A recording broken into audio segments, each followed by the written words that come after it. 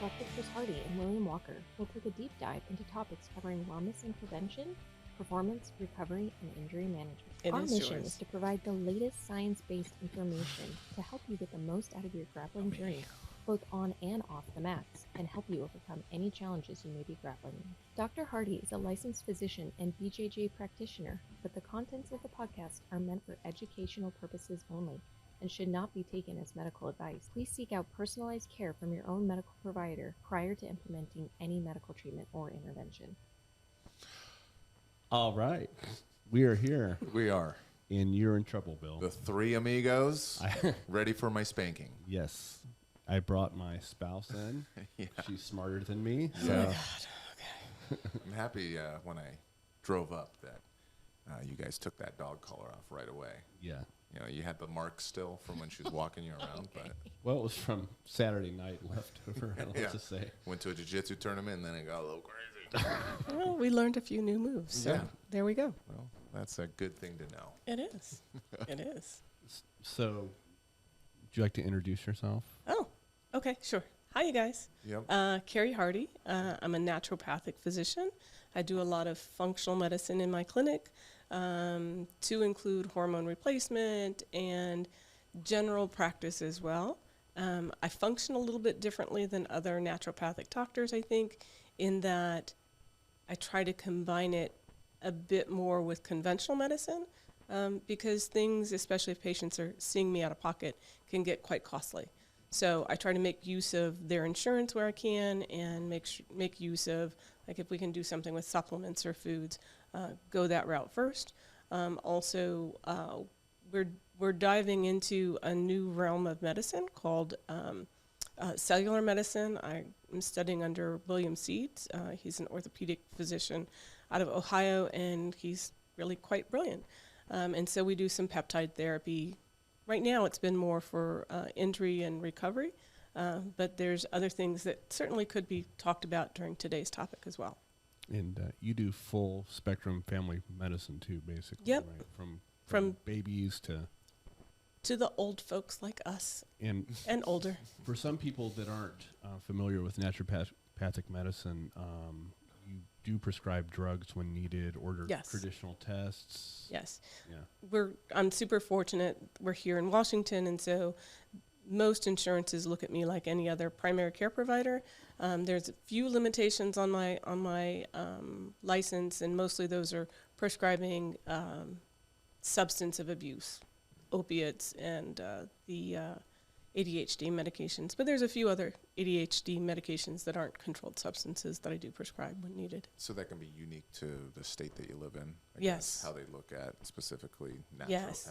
So naturopaths aren't licensed in all 50 states. They are, we're getting there. Every year there seems to be one or two more. But yeah, we're only in a few handful of states, and then each state dictates how we can practice. Arizona and Oregon are the two most permissive states. Like, I think they even allow the naturopaths to go and deliver babies, like a regular family practice doctor would. Heck, my uncle does that. Human babies. Human babies. Okay.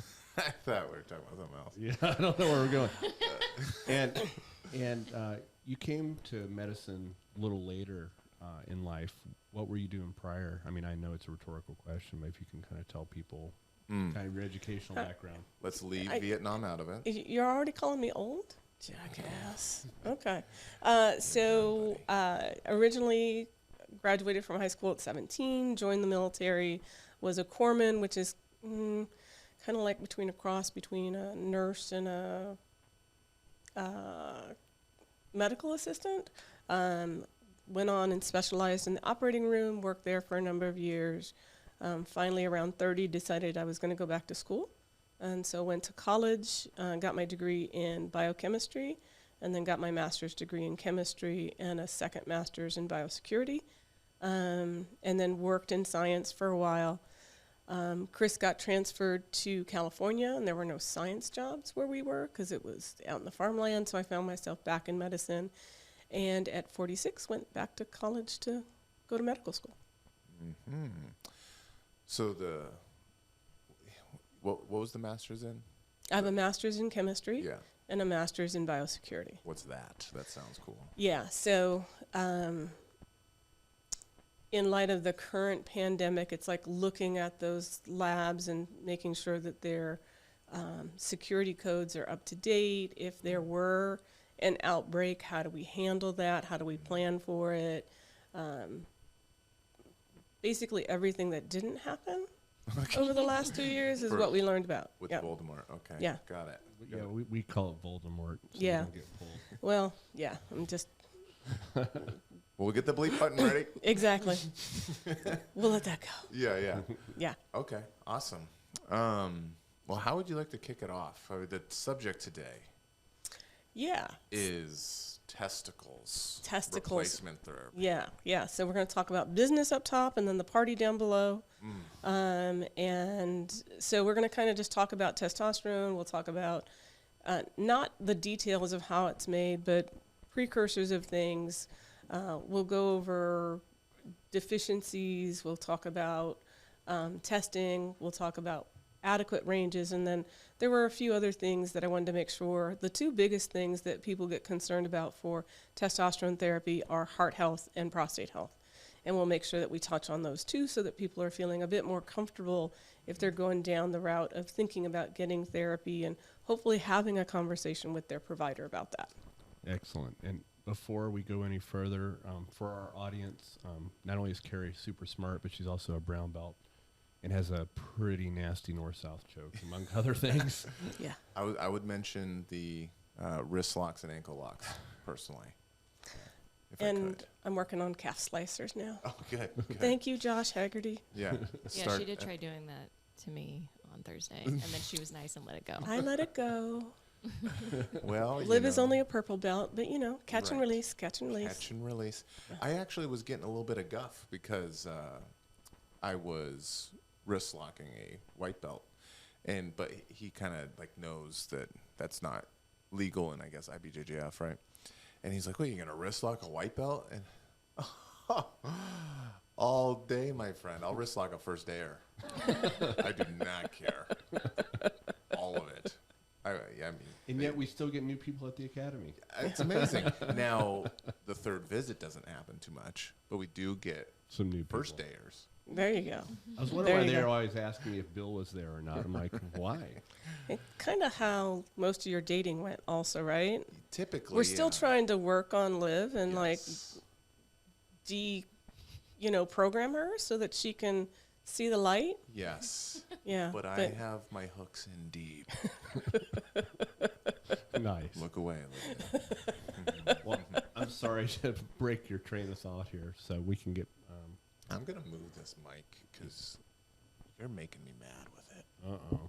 I want it more in front of your face. All right, I can do that while you guys talk Okay. amongst yourselves. Okay. Talk amongst yourselves.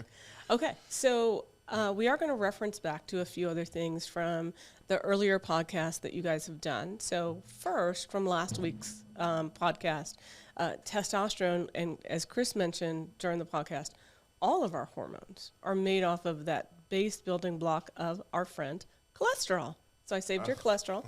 There you go. That'll help you build more testosterone. Okay. Cholesterol.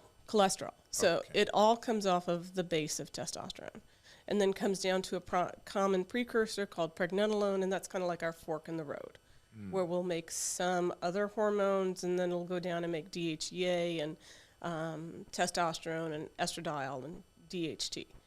Now, what a lot of people don't understand is we all make the same hormones, all of us. Just you knuckleheads are making more testosterone than Olivia and I. And we're making more estradiol than you two. But all of it's important. And Well, let's not get too quick. I think he's making a lot of estradiol, personally. That was my joke. I had it in the holster. but he just got the man boobs removed. Oh, So I'll take my shirt off right now. we're good. okay. And so we're going to keep this, I just want to say this up front, we're going to keep this mostly for men because we're going to have a separate talk about hormone therapy and the importance of that for women. Women do need some testosterone and we do lose it as we age. But again, have to be super careful about that and make sure that we're monitoring things and testing things appropriately. And so why is testosterone and this talk about testosterone so important? Most people only think about it with respect to sexual health. And testosterone is so much more important than that. I think one of the first people that opened my eyes to testosterone therapy outside of sexual wellness was Dr. Mark Gordon, who does a lot of work with our military members that have suffered some sort of brain injury in theater. And so when he came back, he found out a lot of these guys were having, and please forgive me, I'm old, I use guys as a generic term, that they were seeing a lot of these guys had a lot of depression and brain fog and sore muscles and just couldn't exercise and recover as well as they'd like to. And once they started getting their testosterone levels back up, a lot of that went away. So testosterone is important for brain health, bone health, obviously sexual wellness. It's important for cognitive function. It's important for sleep. It has what we call pleiotropic effects. So affects many, many other aspects of the body. And some level of testosterone, especially when we start talking about cardiovascular health, is important for proper cardiovascular and prostate health. And so we don't want to keep those things, we don't want to just keep people's testosterone suppressed low. We want them to be at a healthy range, and that differs depending upon the person, where that range is, and we'll get a little bit more into that. Hey, Carrie, can I circle back on something? Yeah. You talk about Mark Gordon's work with people in the military. So that people with concussions, traumatic brain injury, that's affecting the brain. And I think people often forget the pituitary and hypothalamus are in the brain. And is that kind of what they're thinking is affected? Yeah. So if we think about how testosterone and just all the hormones are not all the hormones, but specifically we're talking about testosterone, the two primary hormones that are needed for proper testosterone function, luteinizing hormone or LH and follicle stimulating hormone, FSH. Women tend to be a little bit more familiar with that because it has to do with when they're releasing an egg from the ovaries, but it's also important for guys because that stimulates testosterone production. And so if there's been repeated traumas to the brain where the pituitary is feeling some insult, we're going to have less of those hormones active. And so then these gentlemen and ladies, but we're talking about gentlemen today, need some help. And can that recover? I'm not sure. I'm not sure if that can recover. And so, you know, the military members, they're kind of worst case scenario, especially if they have had a huge concussive injury. But we've got to think about our sports players. We've got to think about, you know, people that have had multiple motor vehicle accidents, those kinds of things, because it's cumulative. That little brain trauma, it can be cumulative over time, especially if there's small ones. Are those things that you mentioned, are those similar indicators if someone was going to have like a tumor on their pituitary or something like that? Like you look at those kind of FH, those things? So not to jump too far ahead. Yeah, no. So that's a great question. So when we go down the road and investigate testosterone therapy or hormone replacement therapy, we do want to look at, do they have normal levels of LH and FSH? If not, then we want to do a few other things to look and see, is there something going on at the pituitary? And then the next blood test would be something called prolactin. Prolactin is a hormone typically released for women to help with the letdown of breast milk. But that can start to be elevated when there's something going on very specifically at the pituitary. And it can be what they call an incidentaloma, small little tumor found on the pituitary, but it's enough that it's impacting health in not a huge obvious ways. Large tumors of the pituitary start to impact the eyes because the pituitary is this little dangly piece that sits down into what they call the saddle or the sella tersus. And if a tumor is growing there, it can start to push down into that saddle. And what's sitting in that saddle is what's called the optic chiasm, where our primary nerves coming off to supply our eyes comes here and then crosses over. And so you can start getting some eye issues for large pituitary tumors, but the smaller ones, we might see changes in hormones first. Okay. Cool. Anything to add to that, Chris? No. And you're talking about like pituitary adenomas or something like that. Yeah, like right? a little prolactinoma or something Yeah. like that. So, Okay. yeah. That just seems like something I've, being a TRT person I started younger than most. Not like doing like Winodrol or something like that, but actual like medically. That was always like a worry. Is that it would be something like crazy like that, but I've never had vision stuff and all that. And some of them stay just very small. And initially we get some MRIs and we try to repeat them every year for just a couple of years.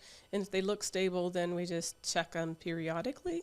But initially you want to do at least annual workups on those individuals to make sure it hasn't grown any. Okay.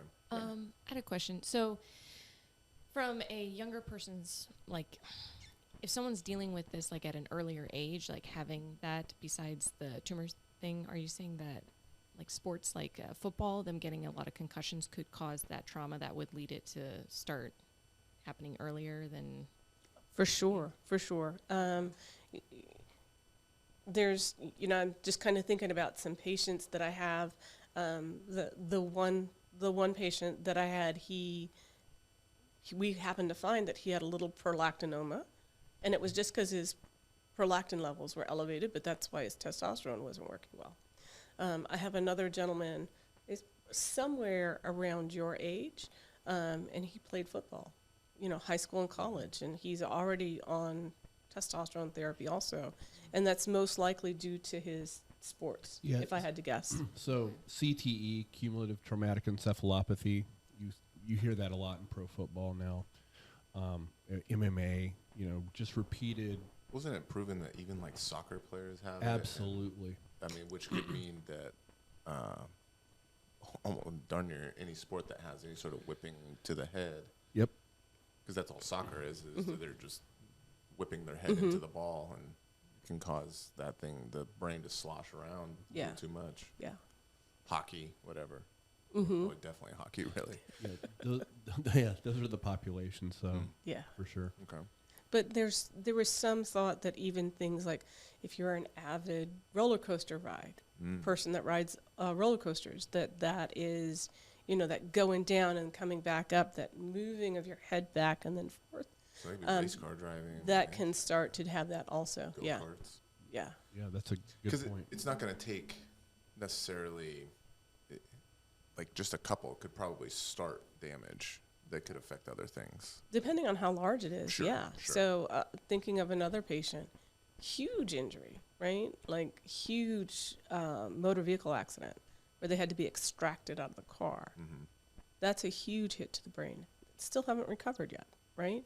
And so we're on testosterone therapy when they were fine before.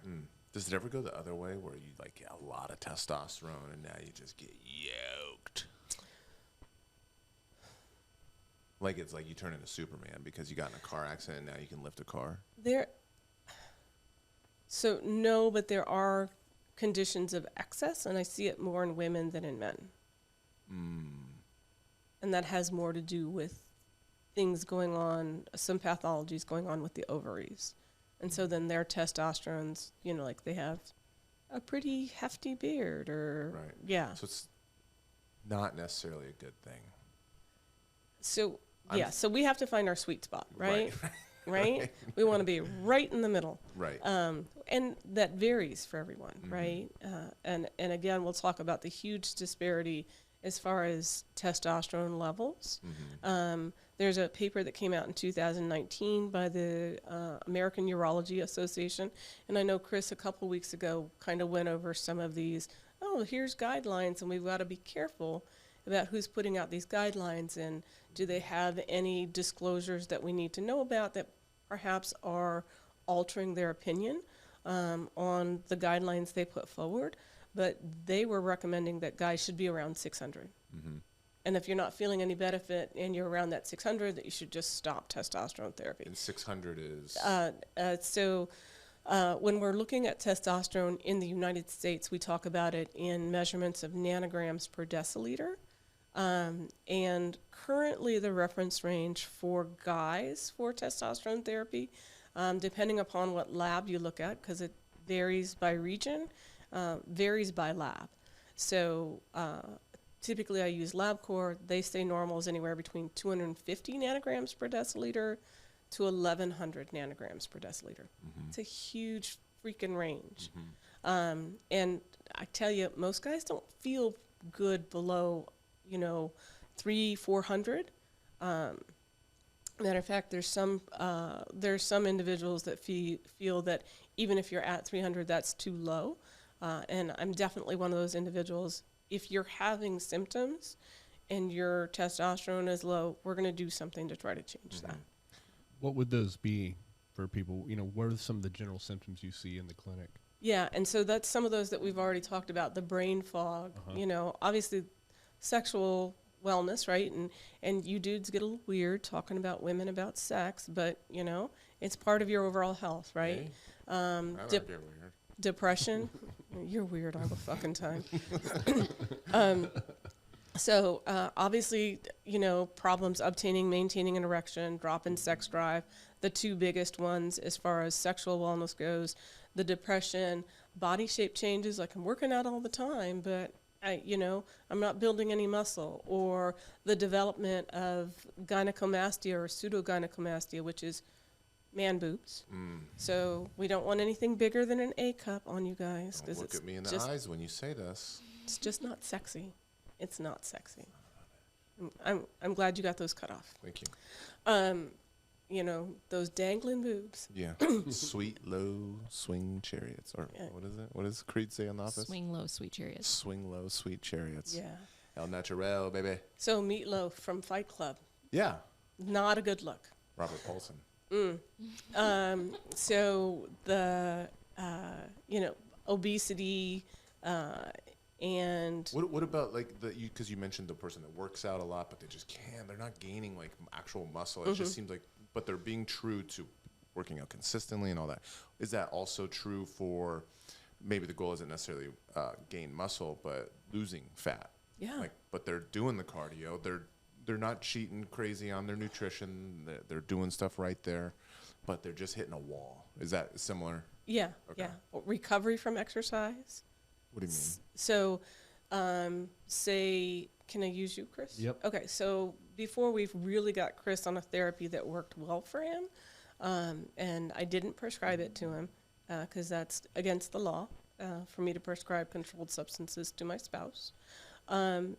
He'd go to jujitsu, and we're all sore, right? When we first start as white belts, we feel like every time we've been hit by a truck. But then Chris was having just like we couldn't go do anything else. Like couldn't go do a bike ride or couldn't go do other exercises. When we were biking for 2-3 hours every Saturday and Sunday, and or rock climbing, and he couldn't recover and do training and then do the other activities. His body was already prepped for that kind of a workout, but it's still, he couldn't even get He to wasn't that point. recovering well. He wasn't sleeping well. And then getting his levels up to where he needs to be. It's still we still have to be careful. We're a little bit older, so it takes us a couple more days to recover. But it shouldn't be like I worked out on Monday and I couldn't work out again until the next Monday. Like that shouldn't be that way. And that's where some From an energy and soreness and all together. Yeah. Okay. And then sleep. Like testosterone, hormones in general have everything to do with sleep.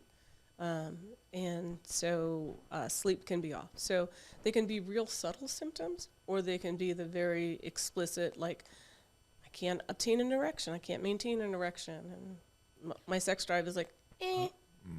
I noticed the mood stuff first. Yeah, I wasn't having a good time. For me, it was sleep. That was probably, Yeah. I think Olivia noticed the most as well, was because I didn't want to come in and start any sort of, I didn't even want to know, because it was more, I was one of those people that was like, if I just don't go in, then I don't know. If I have an issue, then I don't got to fix it. Right. And I was 27 when I first went to get tested. I think you were definitely in your 20s. Yeah, I was like 26 maybe. Yeah. So unusually young, I would guess.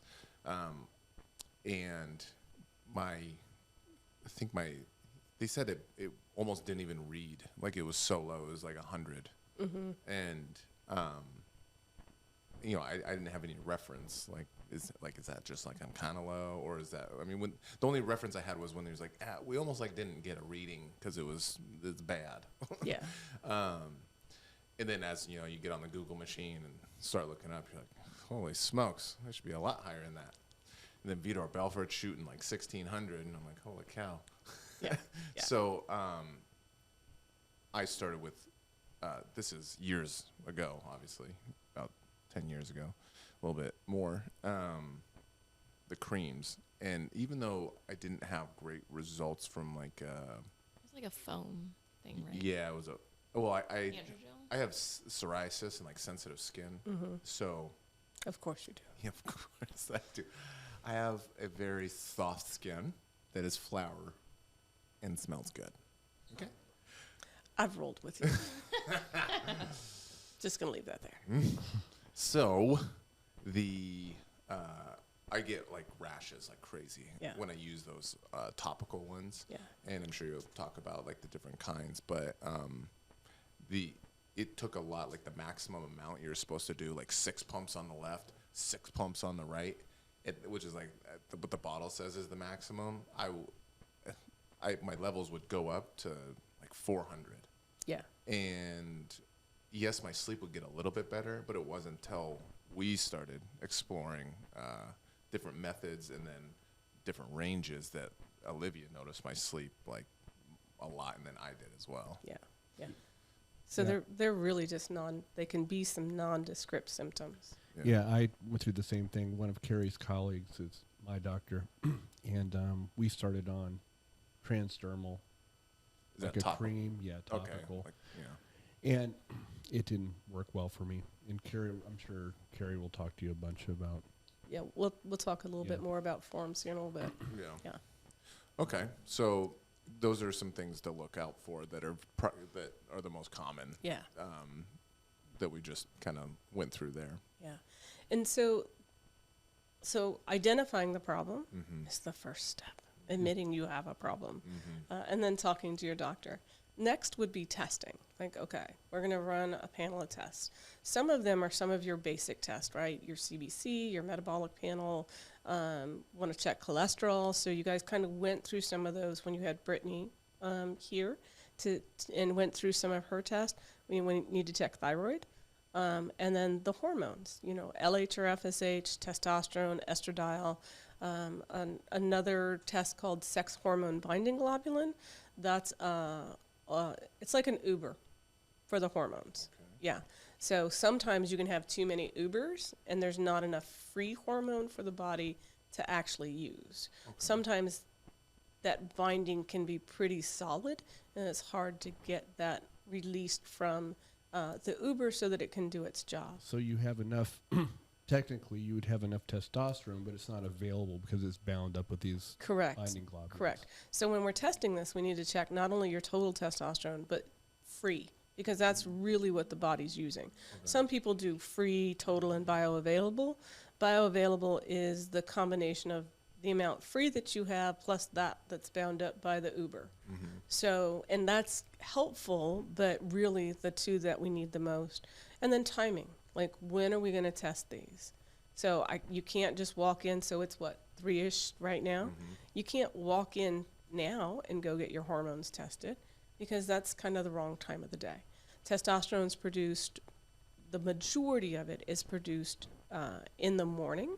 So it has what we call a diurnal release. So there's a huge burst in the morning, and then there's another little burst later in the afternoon. And that later in the afternoon is not truly representative of what you have available to use. So we do want to do that testing in the morning. And fasting, no biotin, so that's something that a lot of people completely forget to tell their patients, is that one of the B vitamins, biotin, it is a reagent that's used in the testing process. And so if it's in the serum itself when they're going to test it, we don't know what a true answer is. So I have all of my patients stop any multivitamins or B supplements 72 hours before they get their blood drawn. Okay. Is The number we talked about is 600, right? Is the not recommended, but that's like the level that the government or agencies say, right? Mm-hmm. And then we were talking a little bit about my first initial test. That was 100 or 150. I can't remember. Is that? But you just mentioned a couple different. You mentioned free and all that. What number is that pertaining to? Free or usable, or what is that? Right. And so when we're talking about the ranges, they typically mean total testosterone. Okay. And that's still important also, right?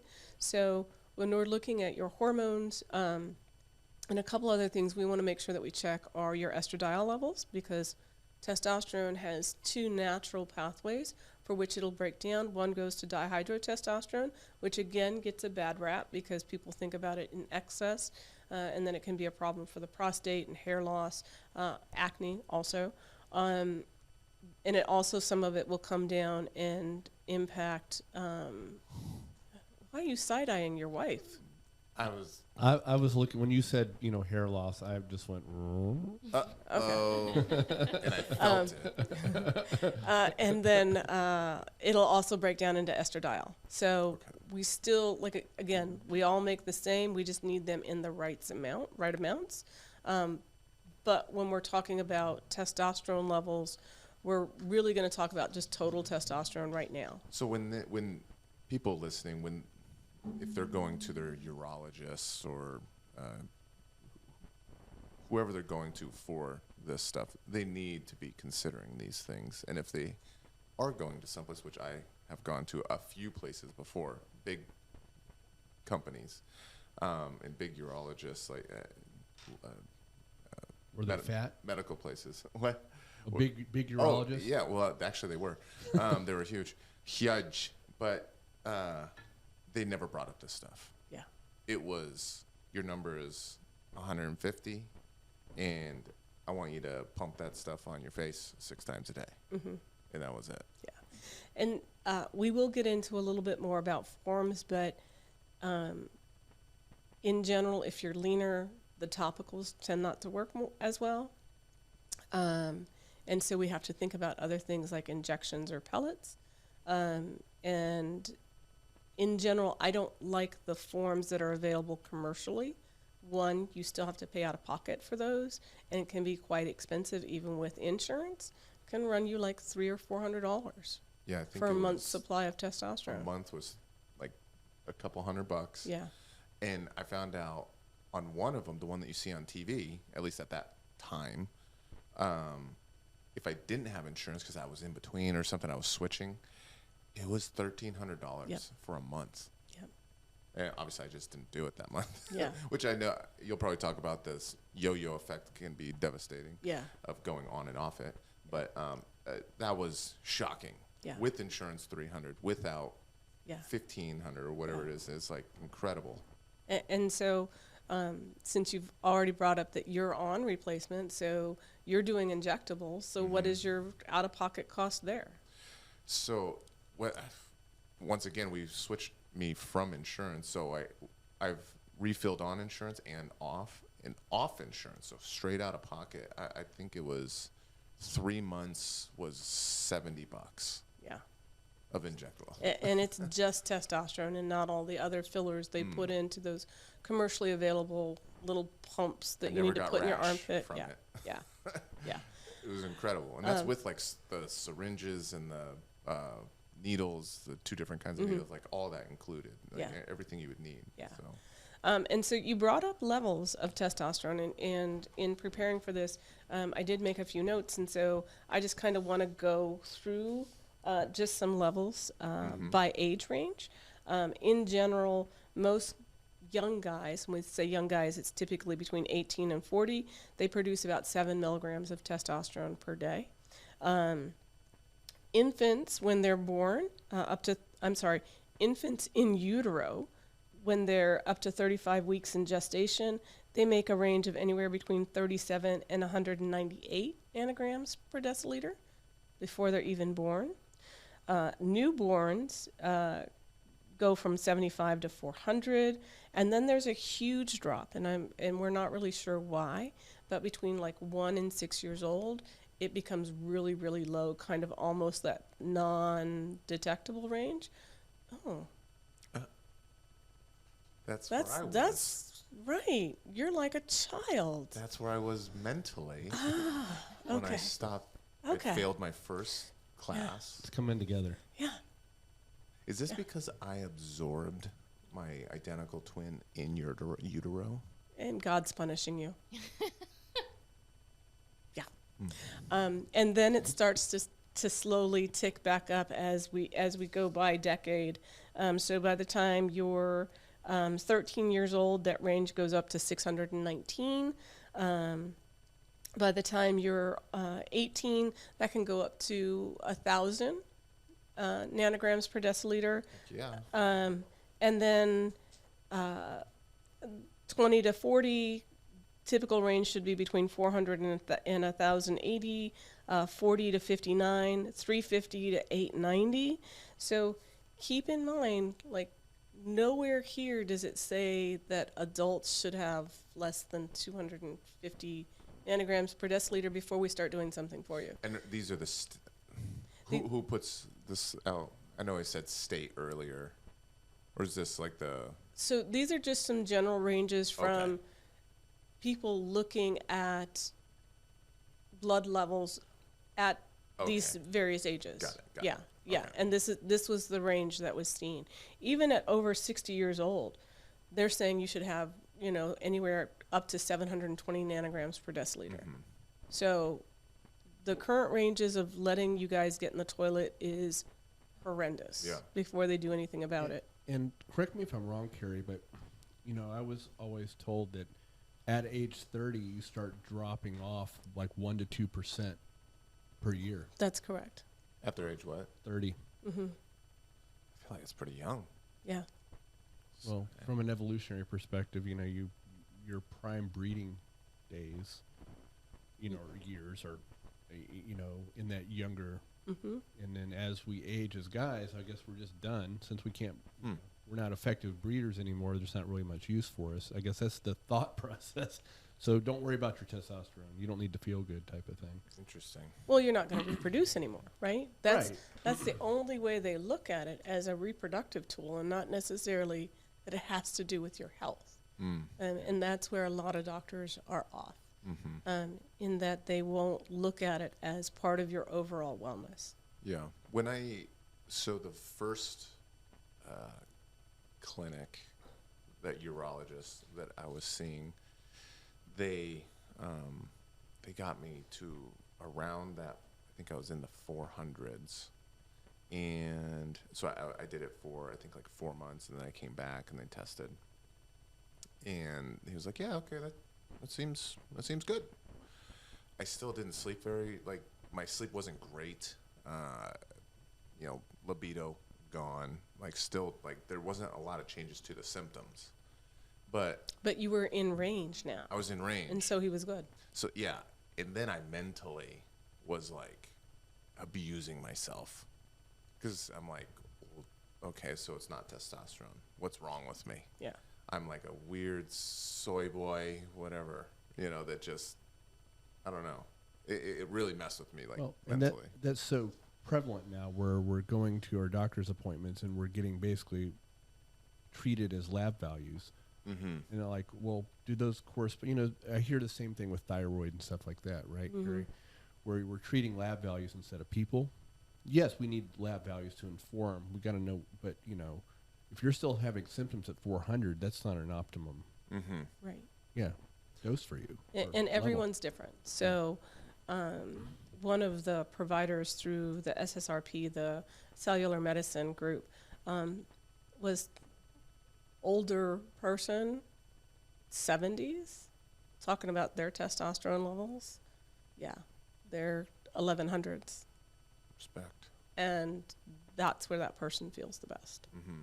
So, I feel bad for our peers in conventional medicine, because they're told by whatever company they work for and the insurance companies, you're going to see this person for this amount of time because this is what we're going to reimburse you, and it's a business, so we just got to go. Yeah. And so they don't get to sit down and really talk to you guys and see what's going on, what else is going on. And other things like, okay, well, if it's not testosterone, what is it? So that's why we do those other labs. Do we have some insulin levels that are off, that we need to address? Is nutrition off? Cholesterol levels too low? You talked about sleep a few episodes ago. That's circadian rhythm, and that's kind of why they think that older men also go through a loss of testosterone, is because circadian rhythm starts to get a little disrupted as we get older. And that's where we're releasing growth hormone, and growth hormone's super impactful on testosterone levels as well. And that whole growth hormone thing, I think we're going to do a separate, like, we'll probably do another. Yeah, we're going to do something. Episode. Yeah, for like optimization kind of thing. Sure. But you know, there's some people that are injecting growth hormone, and there's some issues with that. But there's ways around to still stimulate growth hormone production that seem safer. But if sleep is off, then you're not going to make growth hormone. You're not going to take out the trash, kind of what Chris said through that sleep lecture or podcast. And it's a cascade of events. Yeah. You are not just your testicles. You are not just your heart or your muscles. You're a complete dick. No, you're a complete package, and we have to look at all of it and optimize those I'm gonna lay things. on this table and get a pillow out, and we're gonna have a session.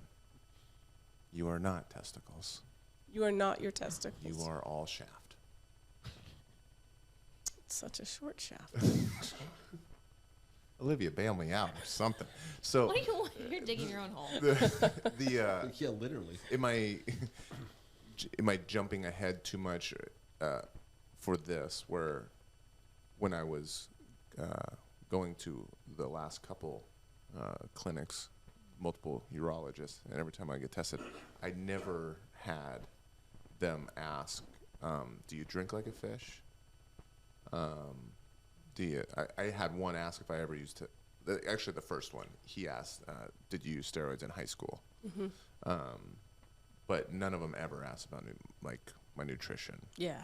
And so we can jump there. That's perfectly fine. So when we're talking about optimizing testosterone levels, it's not just how much testosterone am I giving you? Like, how are you managing your stress? How are you sleeping? What are you eating? Protein does a lot better for helping you build your own testosterone. What does exercise look like? Are you doing strength training? Stimulating those muscles also stimulates testosterone production, stimulates growth hormone production. It's So like lifting lifting. will stimulate, so it'll make it so it just naturally, it'll keep my testosterone, it gets the machine going. Keeps the machine Keeps it going. going. Yeah. Opiate use of beta blockers, use of cholesterol lowering agents, regardless if it's a statin or if it's something natural like red yeast rice. Like if we're actively lowering cholesterol, and there's a time and a place for all of those, but we're impacting the system, we're not just impacting cholesterol levels. And then alcohol. Alcohol is a huge driver. So those things that you just mentioned, those are the opposite of working out. Those are commonly linked with shutting down the machine. Things that are going to impact testosterone in a negative fashion, but that we have to talk about because all of these things have to be addressed if we're going to address you having healthy testosterone levels, trying to optimize what you can make, but still supplementing in where we need to get you feeling better. Go ahead. I was going to say, last week we talked about cholesterol, and you already mentioned it's a building block for testosterone. When you have an older guy, they have them on high dose. Yeah. Let's say they have them on high dose statins. There are time and place for statins, and he's not sleeping well. He's overweight. I mean, it seems like a recipe for testosterone deficiency. Exactly. Yeah. Exactly. What's a stat, or not a statin, but a beta blocker? Beta blocker is blood pressure medication, and it works on effectively how the heart is pumping But people will also use some beta blockers off-label. Ooh, off-label medicines. Oh, get the hell out of here. That's bad. It's bad. It's bad. Sorry, that'll send us was down a hole. That was sarcasm. I think they got it. But there's some off-label use of some beta blockers for like anxiety medications. You know, people don't want to take like a citalopram or one of those other commonly used SSRIs or SNRIs. They'll use a beta blocker, and that's something that can be used as needed if you have occasional anxiety. Okay. But they can impact hormone levels. So definitely looking at lifestyle in general is super important as part of the treatment plan. You were talking about alcohol, though, and the effects of that, and you were saying that's a major driver. So what does alcohol do in the body? So it goes through, one, it's a sugar, so we're going to increase body mass. Those fat cells will help with aromatization of testosterone to estradiol. So what you're taking in, you're now converting to estrogen, and now we're back to you crying at sad movies, developing man boobs, your Audi's going to become an innie. Not really. I love the Notebook. I'm sure you do. Bridges of Madison County, you're just all into it, aren't you? I've watched Pride and Prejudice twice in the last 2 weeks. That's You true. did. It's not a lie. Okay. Do you have your lifetime subscription? No. Okay. He's more of a Hallmark guy. Oh. Oh, you're snuggling with Amy, aren't you? Watching movies, She's getting all lifetime. cozy. She's lifetime. Okay. So it's the downstream effects of alcohol that are lowering testosterone So- levels. The beer belly, what Carrie said, you know, aromatization. Aromatase is produced higher with fat cells, right? So people that are obese, especially the beer belly, the visceral adiposity, we call it. Like you're saying, like when they got that belly that kind of comes straight out almost. Like it's just Yeah. very Like you can sit prominent. your beer Yeah, on top yeah, of the yeah. belly. Yeah. Yeah, that you're making an enzyme called aromatase a lot more, and that actually, as Carrie said, converts testosterone to estrogen. Okay. So it's really important, and I'm sure she's going to talk about this. So, you know, the first step is to get people at a good, you know, lose some of the body fat, right? Well, sometimes we still need to get them on the testosterone so that they can get in and do the exercise and get down to where they are. And that's where testosterone really shines, especially if we have people that have obesity or metabolic syndrome. Getting their testosterone optimized is that little double-edged sword, but in a good way now. So not only are we helping them get testosterone, but now they have more energy to exercise. They can build more lean muscle mass, which uses up more fat cells. Like it's a little snowball effect by just giving them a little bit of support, but they still have to do the rest of the work. So if someone, let's say, they're not in the dirt, but they're 400s, right? They're late 30s, something like that. Maybe even a little younger. And they're not in the dirt, but they're, you know, at least you'd probably classify for getting low. But they drink. And they drink a few times a week. You know, nothing, you know, they're not getting hammered, but a couple beers, you know, every other night or every couple nights or something like that. But they're noticing some of the symptoms, which is, man, I go to jiu-jitsu 3 times a week. I lift one other day. I'm just not gaining muscle, or I'm not burning fat, whatever their goal is. They're just noticing there's no improvement there. They're having maybe another one, which is libido or energy level is just, man, it's just, it's hard to get up and go. You know, I'm going, but it just seems hard. Could the alcohol be kicking them in the dirt even further and they don't even realize it? They go do a test? Perhaps. And then the other thing is, how are they managing that stress, right? So we're back to that stress, right? So you talked about cortisol, correct, Chris? So cortisol is a storage hormone, right? It's going to make more glucose to help you break your fast, and is also going to store extra glucose coming in as fat. So that person that, you know, they're not making the gains they want to make, they're feeling super exhausted, they may only have a couple of drinks a week, but what is the rest of their diet like, right? Like, where else are we getting sugars in that maybe could be contributing to a little bit more body fat and contributing to some aromatization. I have a question related to that. So, cortisol is one of the hormones that's a downstream from cholesterol as well, too. And when you have that one, and then, testosterone's made from the same precursor of cholesterol, there was that whole idea of the so-called pregnenolone steal. What is it? Is that legit as far as they've done more research on that? And I'll explain a little background. Yeah, please. So pregnenolone is a intermediate from cholesterol. You make cholesterol, then pregnenolone. And from pregnenolone, you can go down a couple pathways. One of those pathways is cortisol. The other is the androgens, testosterone. The thought was, if you're in a big stress response the whole time, you're taking more of that pregnenolone and shuttling it to cortisol than getting it from. That was the thought anyway, to making testosterone. And if we think about that just from a biochemistry standpoint, it still makes sense, right? If we have one pathway that's predominantly going in one direction instead of it being bidirectional or splitting into just two separate paths, not coming back, because it doesn't work that way. But so if we have too much, right, then I think it is being stolen, and pushed more to cortisol, and then we're just not getting enough to go down the, DHEA, testosterone, estradiol, DHT level. But I think that's still up for debate. But from a science standpoint, that predominant divergence to that pathway makes sense to me. Yeah, it always made sense from a first principles perspective. I didn't know if it kind of panned out for what you've been seeing, if that from other patients or not.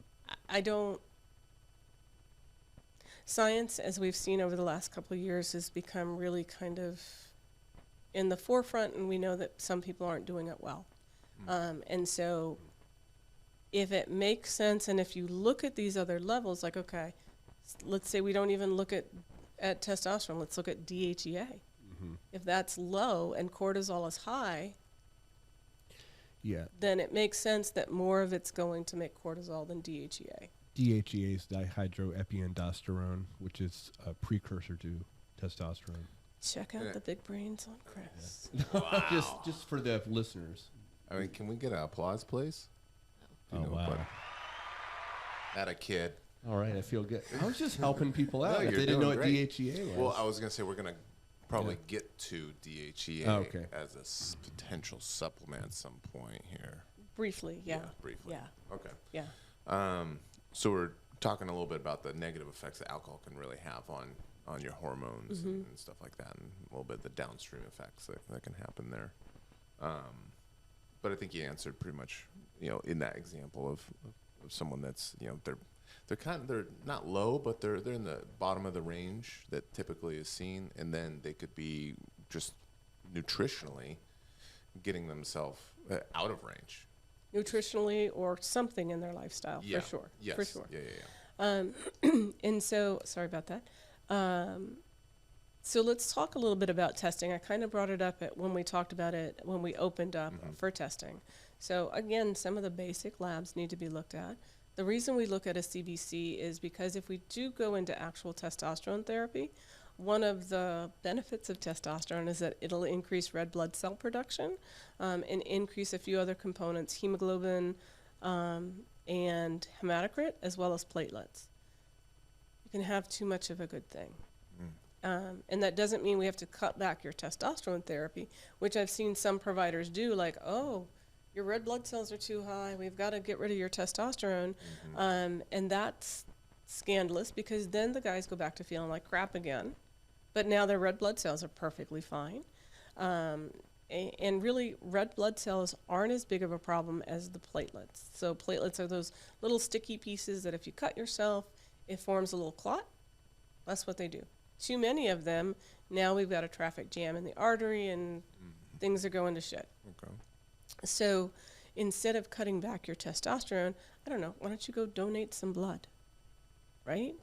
Pull a little of that off, keep your testosterone therapy where it is if you're feeling good, And, you know, if every 3 or 4 months you have to go donate blood, go donate blood. That's a legit like way to Yeah. help.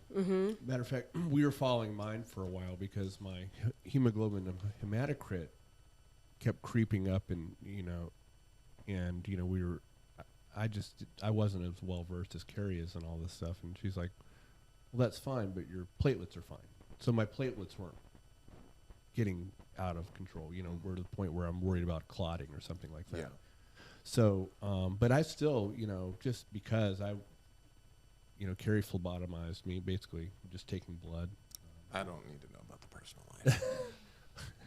It's a Friday night. Hey. Taking a little blood off, yeah. But I know it's something you can do for sure. But the platelets are really the most important thing to watch, right? For sure. Does that have? For sure. So something like my mom was worried about when she heard that I was gonna be doing some testosterone replacement therapy. And something I think Chris and I have talked about that is, I want to say old science, correct me if I'm wrong, but the very heavy worry for prostate cancer. Oh, here we go. Yeah. And I don't know and we're going to kind of get into that towards the end for sure. There's still, I was trying to find a definitive answer, and this is where science is kind of going back and forth and back and forth. You need some testosterone. Men that are deficient in testosterone tend to have worse cardiovascular health and worse prostate health. Putting them in a good range helps to alleviate both of those things.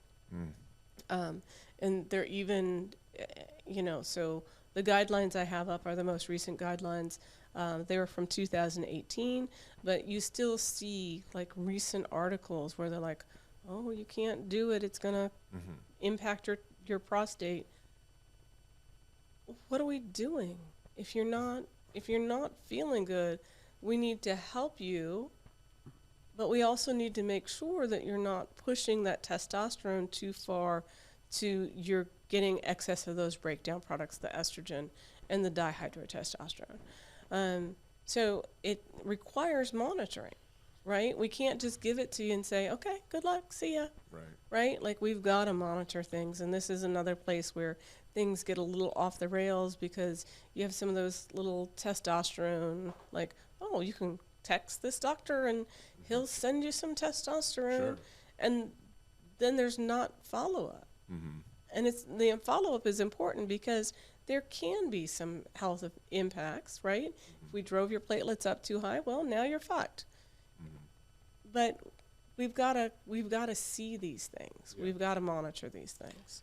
Yeah, and just to your question, I mean, if you look at all the review articles recently, there's no correlation at all with an increased risk of prostate cancer, and which just seems paradoxical, right? You're like, well, but you're giving testosterone, and the prostate is what we call an androgen-sensitive organ.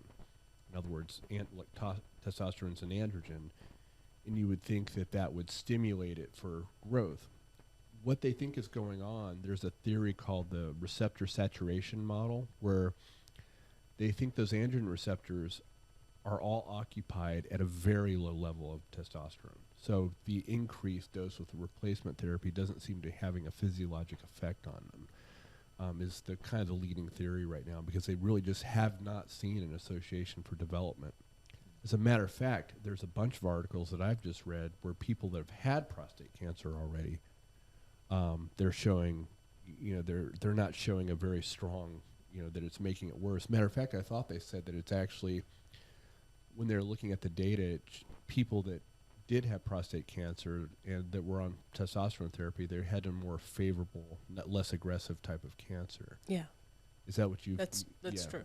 Yeah. That's true. So it's very, very interesting, and it's just like, it's not what you would think, and that's why these studies were really important. But, I know plenty of my colleagues that are still like, I had a patient tell me that their doctor said, well, I don't believe in testosterone replacement therapy, and I was like, well, I don't understand that. Right. You know what I mean? We don't believe in what. So where did that come from? Because they probably, when they went through medical school, probably told about all of the problems with testosterone therapy. And of course, whatever there's something bad going on, that's bigger news than look at all these guys we're helping by getting them normalized, right? So we'll always call out the person that, oh, they were running a little testosterone mill, and look, this person died of a heart attack. Well, they weren't being monitored properly. Or a bodybuilder blasting his cheeks off. And and that his heart explodes. Yeah, exactly. It's a really important point because testosterone replacement is just that. It's replacing something you've lost. It's not called testosterone addition therapy. You hear that, Hunter? And giving me crap. You don't want to inject something to get you into what we call super physiologic levels. So we're trying to get you into a range that is good for you, that's a normal range that you've lost as we've aged. And it's not to bump it up, to try to be like an anabolic steroid. It's just replacing. And so that's really important. I'm sure Carrie will talk about people that aren't appropriate for getting this and some of the drawbacks too. Who is a candidate and who isn't. Well, I mean, basically anybody that's low, right, is a candidate. So regardless of age. But for Bill, back when he was in his 20s and was diagnosed, well, we've got to have a conversation about what does it look like to do hormone replacement therapy with respect to your fertility. So testosterone, once you're on it, you kind of need to stay on it if you want to feel good. Your body will go back to whatever your baseline was before we started therapy, but it also impacts your ability to reproduce. And so then we have to either think about additional measures, or when you're ready to come off of that therapy and conceive, then we talk about things like Clomid, which is a medication typically used for women for fertility themselves, to help them get more consistent ovulation. So, right, those LH and FSH levels impact the testicles in the man to make sperm, impact the ovaries in the women to help with maturation and release of an egg from the ovaries. And so when we are talking about men that still want to have children, we've got to offer them another option. Either, okay, we're going to do testosterone therapy for up to this point, but then we're going to have you come off and we're going to put you on Clomid, and Clomid will increase LH, which will help you increase your own testosterone levels, but maintain fertility. Some people prefer to use human chorionic gonadotropin, or HCG, which again, normally seen in women when we're pregnant, right? That's the number that rises through the first trimester and then starts to come back down. But that also helps maintain fertility in men while they're doing testosterone therapy. That's pretty expensive, That's the while HCG. they're doing therapy still? Mm-hmm. Yeah. So for people out there, fertility was never brought up when I started, because I've been on and off therapy since 25 or 6 or whatever it was, where, either I was too broke to get it at one point, because they never even told me about injections and that it would be cheap. So I thought I was going to have to spend $200-300 a month. And in our late 20s, we were broke as a joke, and the joke wasn't very funny. You know what I'm saying? And so we thought that was the only thing. So then I'm yo-yoing at that point. But at no point did any of them talk about fertility. They knew I was married. The only time we started hearing about it was when Olivia was doing her own research, because we were like, man, it's kind of weird, like 30 years old, but we never had any close calls even. Yeah. With pregnancy. Yeah. So, yeah. So that's something that should always be discussed, especially with the younger population for starting it. And there's ways around it, right? So there's definitely things that we can do, even things like, okay, well, we're going to have you go ejaculate in a cup, and we'll save that for later when you guys are ready, and we'll do some in vitro stuff. You're saying when you're off, like you'll have to come off. Well, even if before you started. So, like, let's say they I had see that what you're conversation with Gotcha. you and Liv when you were in your 20s, and like, okay, well, you're going to go to the sperm bank, and you're going to go watch a naughty film, and then put it in a cup, and they're going to store it for you. And when you guys are ready, you know, because we've got to get your testosterone levels up. But before you start, okay. Exactly. Yeah. But even when you're on it, you can still come off of it, and we can still do things that can keep testosterone levels up a little bit, but also help with fertility so that you can try to conceive more naturally. Got it. No turkey basters. All right. It was really, I bought one on Amazon. It was gold. It's Friday night. You do you. You do you. What did you guys do on Friday night? You said you did do them? You pumplemoosed them or something? No, she said phlebotomized. Yeah, you phlebotomized. Knuckled up. Yeah. That's just taking blood. You freaks. Really? Yeah, that's what it means. Phlebotomy is taking blood, yeah. Sounds like something else. There's a whole profession called a phlebotomist, and that's what they do when you go to get their labs. Are they German? They Maybe might be. some of them. They might be. They might be. Respect. They might be. Respect, okay. So the testing, Yeah. right? We kind of went through that. People need Again, to know what to ask. Right. Because obviously, there's, if they're going to just the urologist on Google that's close to them, they could run into... probably not going to get a lot. Yeah. They're probably going to get, you know, some basic wellness labs, and here's your testosterone, and here you go. And so really trying to find a functional medicine doctor or someone that's going to take a little deeper dive to make sure that we can look into these. And these labs, unfortunately, are expensive. And part of that, when you said you're on it, you had mentioned once you're on it, you kind of want to stay on it. Right. Right. And because something has happened that you're not making your own. And if you're just overweight and abusing yourself, and like that most likely can recover. Yours wasn't recoverable, right? Chris's wasn't recoverable. So we had to do something. We can take you off of it. You can always come off of it, and your body should go back to where you were before you started it.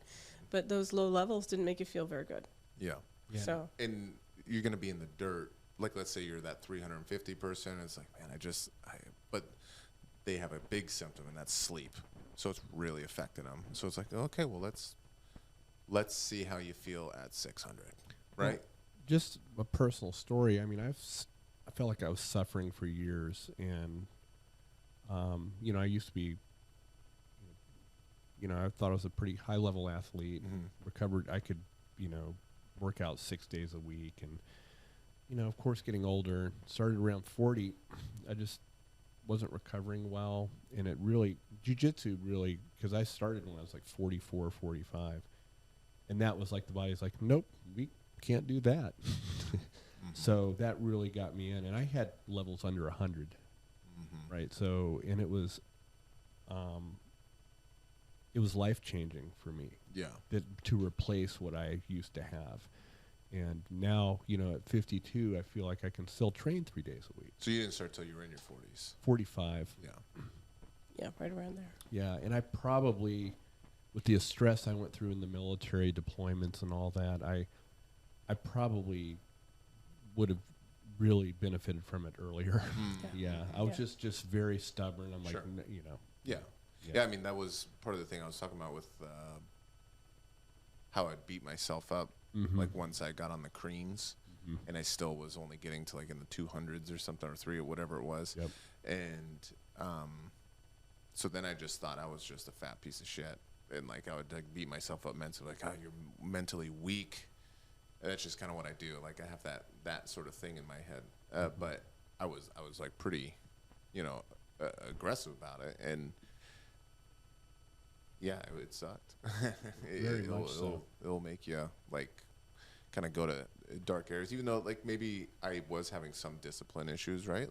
For sure. But you're really, like, you're leaning too far on beating yourself up, rather than, like, you know, there's some things that you could do that will just make you more normal on a hormone level. And just like, you know, just noticing, you know, normalizing your testosterone. Normalizing. I'm not saying giving you like Vitor Belfort doses. Yeah. But you can train very frequently now, and you feel like you're recovering well, and, you know, quality of life. And let alone once I stopped drinking a little over 2 years ago, right? It's probably 3 years now.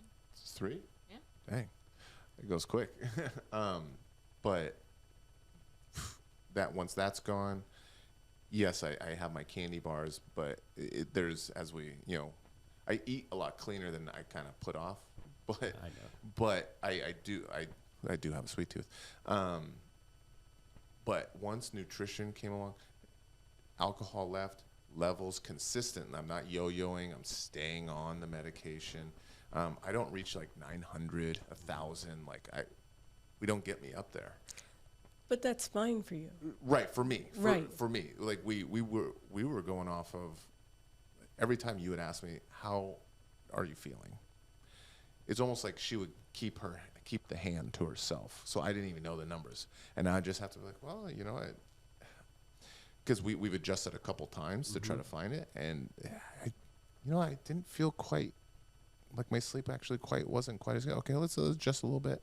And we do, to the point where we're doing very fine adjustments. And then we kind of found it.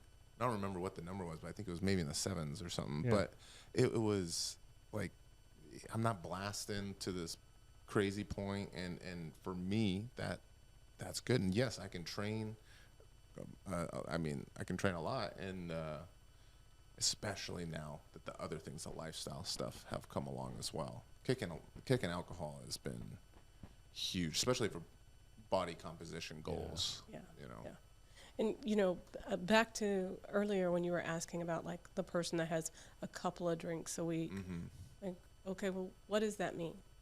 So when we talk about things like cardiovascular health, and I believe you brought up last week, Chris, the Mediterranean diet, right? Yeah. So they allow for some red wine.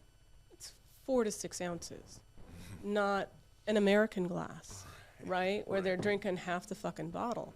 So we've got to figure out, what does that couple of drinks mean? And so again, that's something else where people come in and they go, "Yep, I drink." I'm like, "Okay, well, how much?" That was my workaround with Olivia. How many beers did you have when you went? I had 2, but they were 24 ounces. Right. And so, you can't get a big Sapporo beer and say that's just one. Right. When it's probably more like 3. Yeah, tall boys are 16 ounces, but you count them as a can. Right. And so you've already maxed for, you're over. You've maxed for a couple of days, right? So we should have 4 to 6 ounces. If you're drinking 16, we've got a couple of days worth of alcohol in there already with just one. So if you find yourself telling your wife or significant other that, like, you're masking if you had a couple beers, but you had a couple of the biggest ones they have, maybe have a talk with yourself. Yeah. You might be needing to adjust a little bit. Yeah. Yeah. So, just a side note. So I think we talked about those things. Something else that his name is Hertog. Dang it, I can't think of his name. He's a European physician that I heard speak a couple years ago about testosterone before the vid came out, and he wrote a book called Testosterone Replacement for Gentlemen. Oh, that's the Belgian guy. Yeah. So, he had some very interesting thoughts about like additional vitamins that could be helpful for testosterone therapy. And one of the things that I thought was really interesting was, as far as supplements go, magnesium. And so magnesium is important, not necessarily in the production of testosterone, but can help kind of bump it out of that Uber, right? So that you have a little bit more free available. Okay. So some of the usual suspects as far as supplements. What do you normally take magnesium for? I take so most people take magnesium to help with muscle soreness and to help with constipation, and those forms are typically like a magnesium citrate or a magnesium glycinate. And excesses of those will cause diarrhea, which is why people are like, I'm constipated, I'm going to go take some magnesium. Or mag oxide. Or yeah, that'll really get the poo flowing. Yeah.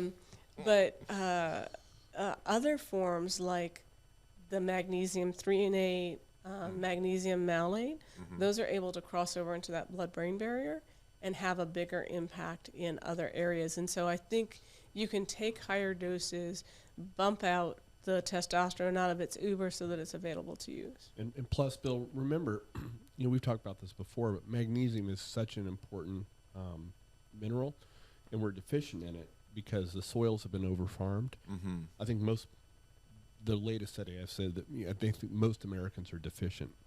And a really important biochemical thing is, you guys are familiar with ATP, which is our energy currency. It's a molecule that basically that our mitochondria produce that make energy to power everything that we do. Magnesium is required to stabilize that molecule. Okay. Every molecule of ATP, this is just one of the functions of it. Yeah. So it is a crucial thing. And here's another one that Carrie's talking about. And last time when we talked about vitamin D, magnesium was important, is necessary for those conversion steps. There's so many reasons that... I feel like, I've heard magnesium talked about a little bit. Yeah, it's in the element, right? Is it in that as well? There's some in there. There's some in coconut water. It's not quite enough because Okay. we're not getting it from our foods like we used to. Yeah. And so that's why it's one of the few things. Vitamin D and magnesium I supplement daily. Yeah, I find myself drinking 2 packs of that element Yeah, a day. which is just great. Okay, so and you said the 3 and 8? What was that one? Magnesium 3 and 8. Is and that the malate. Neuromag? That's the Neuromag, yeah. Okay, that's a supplement we take Yeah. nightly. Yeah. Um, Helps with sleep, yeah. Yeah, Olivia notices she's gotten her dosages down pretty well. That helps quite a bit for you, right? Mm-hmm. Like when, yeah. Okay, actually, we do 2 kinds of magnesium, don't we? We do. You do glycinate as well? Yeah. Yeah, I like glycinate as well, too. It's a good one. Mm-hmm. It's just excesses of the glycinate and the citrate True. will cause diarrhea. Yeah, it dose to you got to figure out your dose. Yeah. We're just doing it in pill form. We just do a single pill of each, I think. Yeah, but if you take too much, you'll know. Okay. You'll know. Oh, yeah. Gotcha. Yeah. You can't overdose on magnesium without knowing. Okay, So, good to know. Okay. yeah. Explosive diarrhea. You will know in an explosive way. Okay. That was sidetracked. I don't know where you were. She's on Yeah. supplements. Oh, Yeah, supplements. just supplements. So that was one of the surprising ones. And so let's talk a little bit about replacement forms. So there's the commercially available form, and when I say commercially available, yeah, go ahead, Bill. Sorry. Before you move on, and maybe you're going to move on to this, because you were just talking about supplements. Are you going to get to any other nutritional things that help testosterone, or is there? Or is that later? Well, really, thank you for reminding me, because I did want to bring up the DHEA. So the and these are non-testosterone forms to try to help with testosterone therapy. And so the Clomid and the beta HCG that we talked about earlier, those can help with testosterone production and fertility. As a supplement, like taking those as a supplement can help? Those would be prescribed. Oh, okay. But instead of it like, I don't want to inject testosterone, but I still want to get these levels up, how do we do that? As a supplement, you can always try Pregnenolone, so that precursor hormone, right, that fork in the road, to see if you can go down, you can force that pathway to make more DHEA and then testosterone.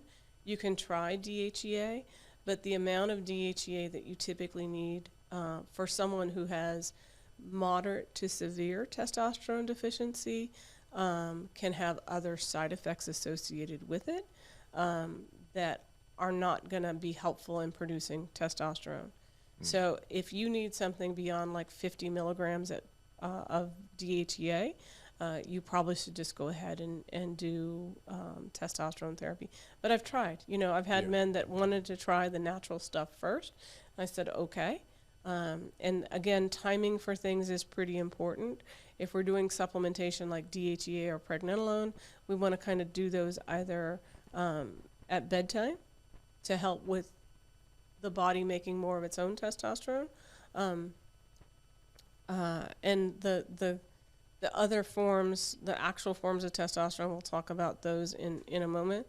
But DHEA isn't really helpful for people that are having some pretty significant symptoms. I remember, because I was one of those people that, we were mentally ready to do have kids and all that kind of stuff. And we're like, well, probably going to have to get off the old synthetic stuff. So I was on Pregnenolone with nettle root. Is that right? Is that something? You can do some stinging nettle root, yeah. Okay. And then the DHEA. Yeah. And it did raise, I think I was off for like a year or something like that, like off of injections, and then letting my system recover, and then also supplementing with those. And it was, I want to say like 150 points higher than my normal average. So it did naturally give me. Yeah, that singing nettle root is actually, correct me if I'm wrong, it's an aromatase inhibitor, right? Yep. So that enzyme that converts testosterone to estrogen, aromatase, that singing nettle root, not leaf, but root, that actually inhibits that enzyme. Okay. Yeah, that's what that does. So, I mean, to me, we were both pretty surprised that, I mean, that's for, and maybe because there was ignorance there, but that to us was like a pretty big number for a natural remedy. And, you know, especially for, you know, us wanting to stay off for a little while off of injections. It was encouraging. Yeah. You know? So if there is someone that's maybe at that lower thing, that definitely is some obvious, but you're saying you want to get tested and all Right, this right. stuff. We need to see where you are Yeah. and see if it's really making a difference. And so there's a few other peptides that we could think about. One's called kisspeptin, which also will impact up at the pituitary level and help raise more LH to try to help you make more of your own testosterone. So there are non-testosterone therapies we can think about. And your standard provider probably isn't going to talk to you about those. What kind of person would? Again, a functional medicine doctor. Okay. We have a really good group. They're actually based out of Seattle, the Institute of Functional Medicine. So you can go online and find a doctor close to your area. Just most of these don't take insurance, so you know folks are going to have to be prepared to kind of pay out of pocket to get a different point of view on their health, and that's the unfortunate. Especially out of truth. Washington. Especially out of Washington. Right. Yeah. Okay. Another one is A4M.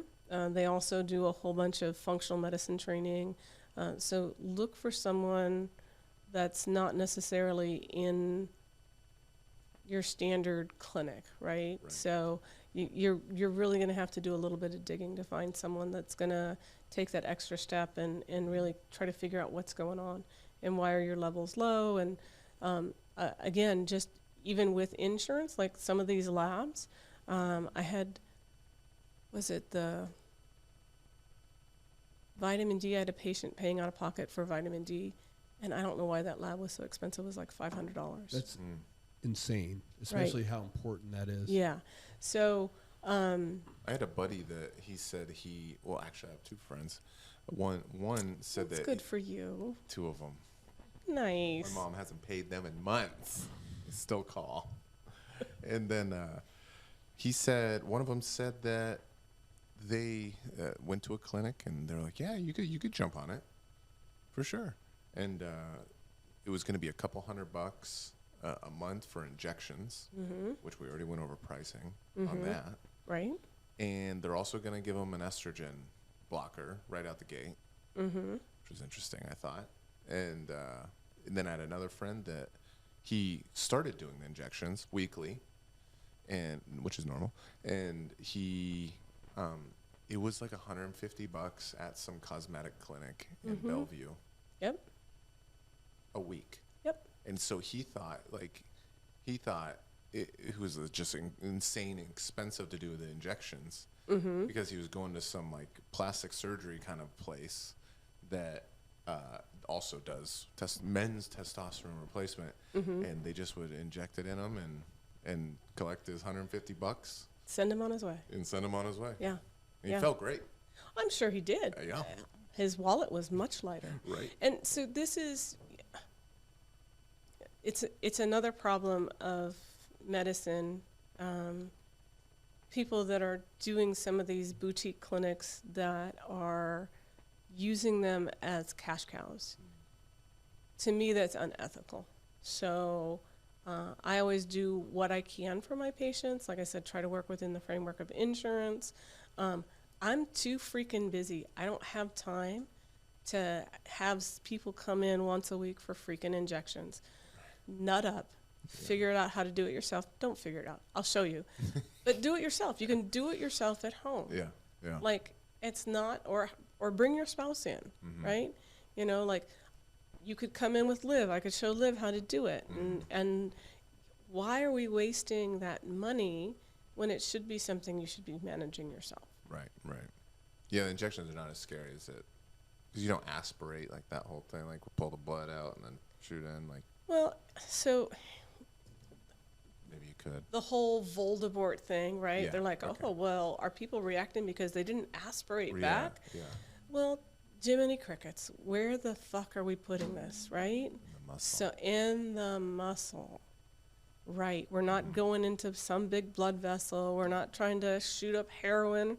We're not trying to do meth or crack. We're just trying to get it into the muscle.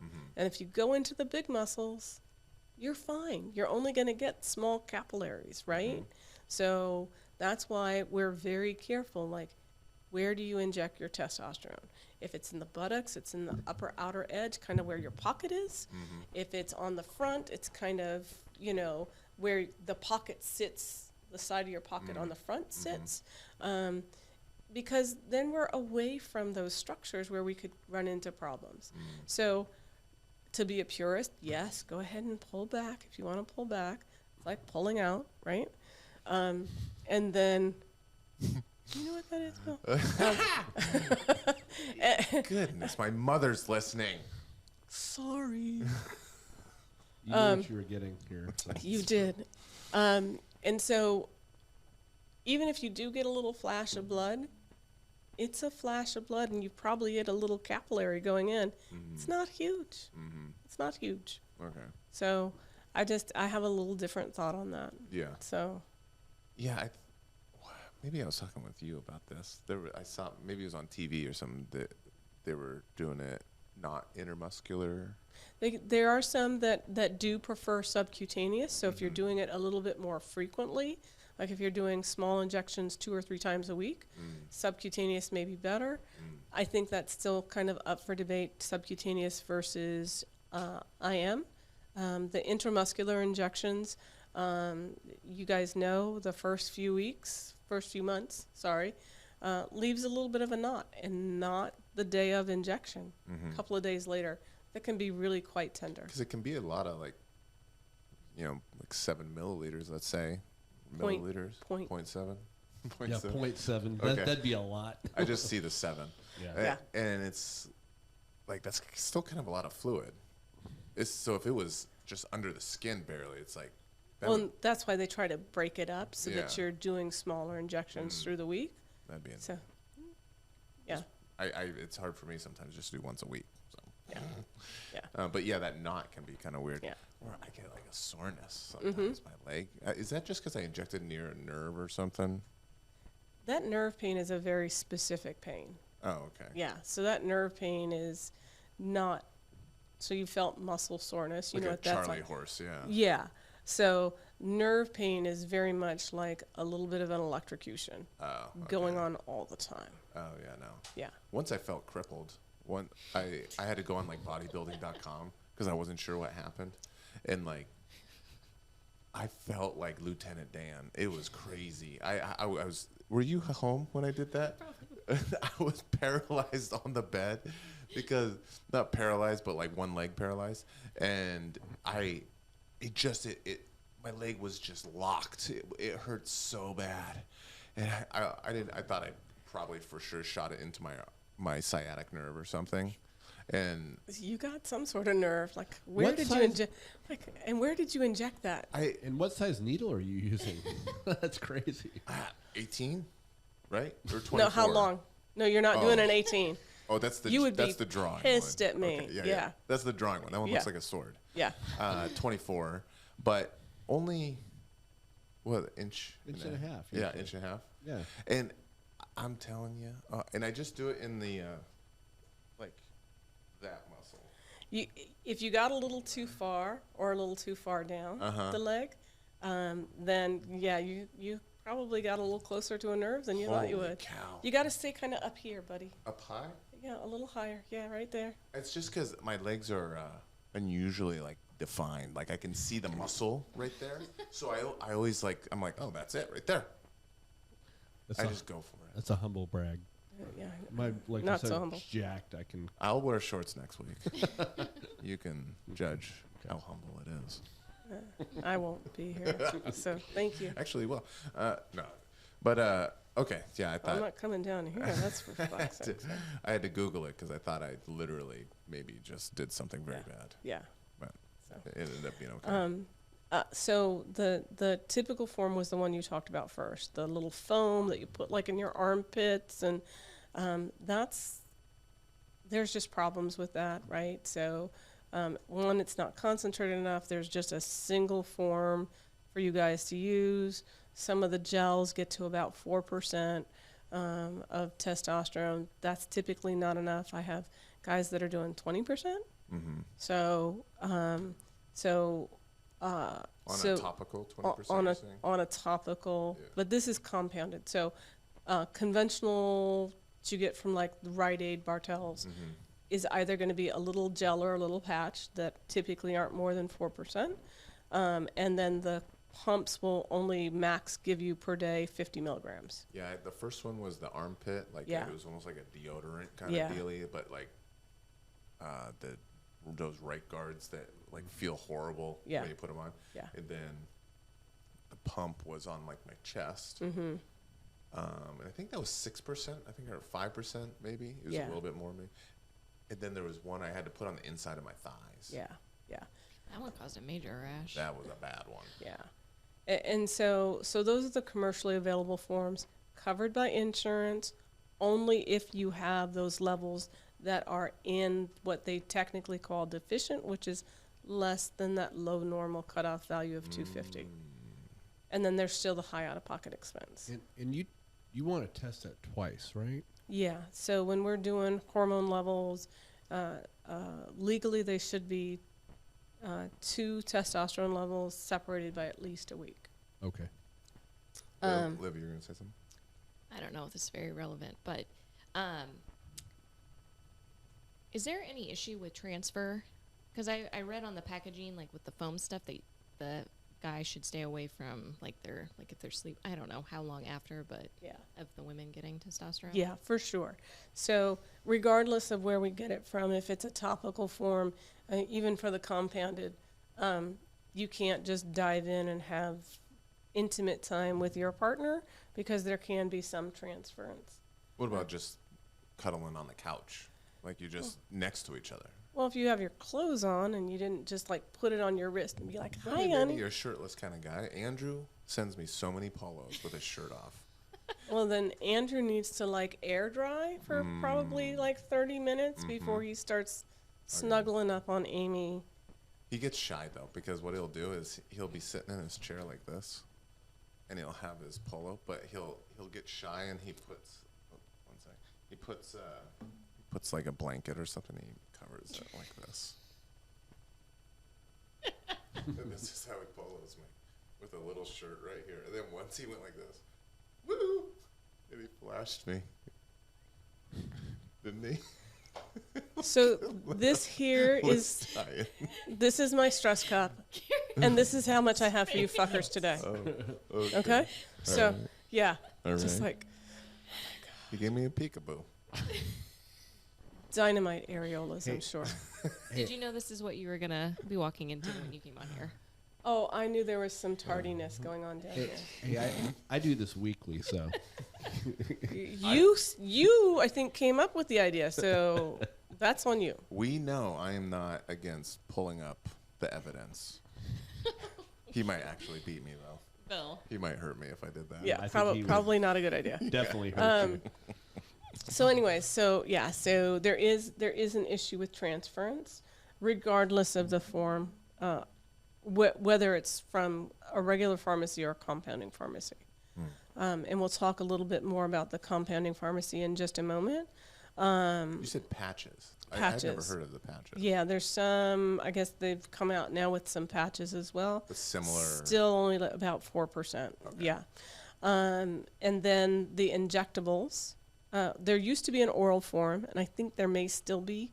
I know some of the compounding pharmacies do the oral form. I will not prescribe an oral form because it has to go through liver and first pass process, and those metabolites to break that down go through the liver and can cause some significant problems for the liver, to include possible liver cancers.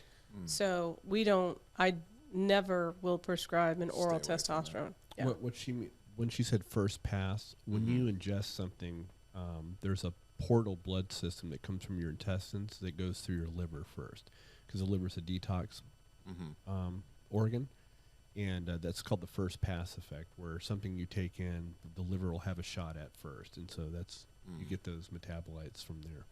And just as a little tease, same thing happens with some of those oral forms for estrogen, and they think that's why there's some problems with estrogen replacement therapy for women. We'll talk a little bit more about that when we talk about the women. There's an intranasal. I've never prescribed that, but that sounds kind of cool. A little nose spray, snort that. Sure. Injections, and those are typically once a week. We can do multiple times per week with smaller doses if people don't want the larger doses. I have a couple people that are doing every couple of weeks. I've tried that. Just because, like it as much. Well, so the gentleman felt that he was too amorous, and so he dialed it back. But so my issue was, and maybe because I need a larger dosage or something like that, but that 2-week dosage, I was hot in the like the next couple days, where almost like with some people, I think when I started drinking coffee later in life. So I remember having like that first bit of like that almost like shakes, kind of like caffeine rush feel. It was like that for the first couple days when I was starting to take that 2-week dosage. I didn't like it. Then obviously at the end, it's the opposite. Right, and so that's why some people do multiple dosings per week, because they roller coaster way too much, and that depends on how quickly you're metabolizing, etc. And then the last form of testosterone therapy is pelleting. That, in general, isn't a bad option. It is, I think, the most expensive out-of-pocket option. I did it for a couple of guys in my clinic. Didn't like it. The person helping me almost passed out twice. So not only worrying about the patient on the table, but now I've got to worry about my assistant as well. I'm like, okay. Chris. Yeah. It wasn't me. No, it wasn't. So it wasn't Chris. But it was just. It's expensive. And it looks like a brutal procedure when you see it done. It's this big trocar shoved in subcutaneously into your butt. I don't know what a trocar is, but So- having that shoved in your butt sounds a little crazy. Yeah, so the pelleting procedure, you're laid on your side, and your butt is numbed up. A small portion of your area is numbed up. There's a small incision made, and then there's this trocar. It's a needle that has a sheath covering it. It's a spike. I shouldn't say needle. It's larger than needle. It's a big. spike that has a covering over it, and when you pull the spike out, there's now a canal to shove those pellets in. Okay. Yeah. So it's like an 18 gauge, but Oh, it's bigger. No. No. hefty. It's bigger. It's bigger. Yeah. Yeah. Eesh. Yeah. For women, it's a little bit easier. We carry a little bit more fat on our buttocks. For guys, not so much. And not that anyone complained about the procedure, but I was just like, I am not having a good time here. So I stopped doing the pelleting for guys. And those are like time released, right? Like time over released, 3 yeah. months or something. 3 to 6 months. Yeah. Okay. And so the most cost effective, in my opinion, are the injections, and then the creams, and then the pellets. Not only cost effective, but probably the most effective too. The most effective, yeah. Yeah. And some guys, leaner guys like you and Chris, creams don't tend to work as well as the injections, and the injections are easier to adjust than the creams. I personally only use the compounding pharmacies because the compounding pharmacies for the injections put it in an oil that is more, is not as reactive for most guys. And the creams, they can adjust that dose based on what I need also. So, like I said, those commercial preparations, you were only getting, maybe with each pump, right? So you said you were doing 6 per side. You're getting 12 and 12.5 milligrams typically with a pump. And so then you're just like lathering yourself, right? It would take forever too. Right. Where I can give you something that's the size of a pea that's going to have the amount of testosterone that you need, that you can easily rub in. People that have a little bit more fat can get away with the creams better because a cream will absorb into the fat better. That's if they don't want to do the injection. That's if they don't want to do the injection. Which is which is ultimately shown to be the most effective way. There's some. I have a couple of very needle phobic folks, and they're doing just fine on the cream. But so the injections, minimum once a week. The cream is a daily thing, and then we have to worry about like the transference, like Olivia was asking about. It is much more of a pain in the butt. I hated it. Yeah, I hated it. Hated it. The daily thing is, that's that alone for someone like me. Totally. Yeah. And so let's take a minute and let's talk about some of the common concerns, right? The 2 biggest ones, the cardiovascular health, and then we'll circle back around and finish up with the prostate health. So the cardiovascular health, there were a couple of studies that came out. The very first one was back in the mid to late 80s, and they were showing, if we do this testosterone, we're going to hurt their heart. They were showing some cardiovascular events to include myocardial infarctions, but Jiminy Crickets. They were giving these people, they were driving their testosterone levels up into the above 2,000. Oh my gosh. Yeah, talking about hot. Okay. And so we've already talked about, we're increasing red blood cells, we're increasing hemoglobin hematocrit, and so that's just entirely too much. So first study used way too much testosterone. Then there was a study in 2013 where it was through the Veterans Hospital, I believe, and they had this cohort of people they were looking at. One, they interpreted the data wrong. A portion of the study participants that were included were women not on testosterone therapy. I don't understand. Nor do I. Okay. Right.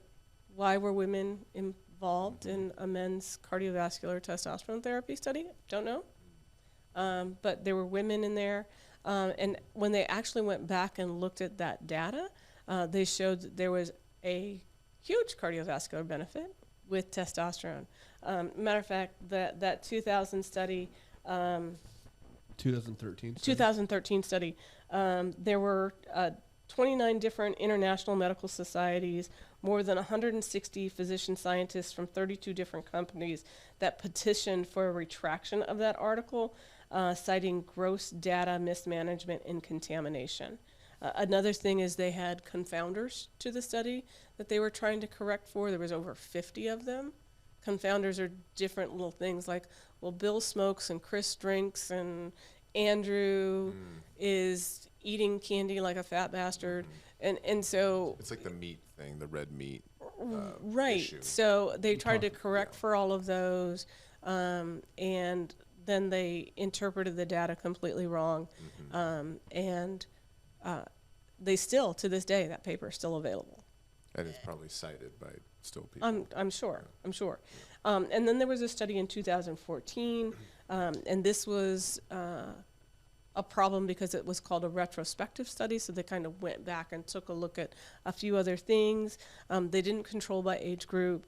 They didn't, and they didn't have a clear picture as to whether or not the myocardial infarctions were high, low, unchanged. They just said it was bad. Testosterone was bad. And so there was a group. There was a group that was they're called the Public Citizens Group that petitioned the FDA to put a black box warning after those couple of studies for the use of testosterone, say it could cause myocardial infarctions. And today we still have that black box warning, even though these studies are flawed and have been shown to be flawed. So we're back again to talking about how science is interpreted incorrectly, and it's just being done poorly And anymore. there's a lot of papers showing a clear benefit for maintaining testosterone levels into That have old started age. to Yeah. come out. And Yeah. There was a study by Wallace and their group in 2016. Men that were exposed to testosterone for up to almost 1.5 years had a decrease in mortality by 10%, which was statistically significant. Men exposed for greater than 1.5 years had a reduction by over 33%.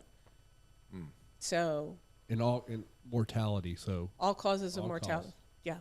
wow, So that's a big number. that huge, the concern about cardiovascular health is if we're not monitoring you properly, Right. if we're letting you get too hot, or if we're keeping you too low, right? So too low is an issue also. A lot of these guys were having cardiovascular events and they were not, their testosterone levels just were atrocious. Yeah. And then you were asking about prostate health. So I did bring in this paper here. It's by Mulhall et al. It was in 2018 again, and asking about prostate health. And they went through and they made a bunch of guidelines for who can receive testosterone, other things we need to be concerned about, things that we talked about like fertility, and their recommendation. So there's an accumulating evidence against the link between testosterone therapy and prostate cancer development. Randomized control trials, which everyone's probably heard about over these last couple of years as being the gold standard, have not shown a significant increase in the rate of prostate cancer in older men compared to the control group who weren't on testosterone. Men that have had their prostates removed, they've had a post-radical prostatectomy. It should be considered for those guys, especially if they had what we call clean margins. So if you've had prostate cancer and they've looked at the lymph nodes and they've gotten it all removed, adding testosterone back in can help these men recover and feel more like themselves again.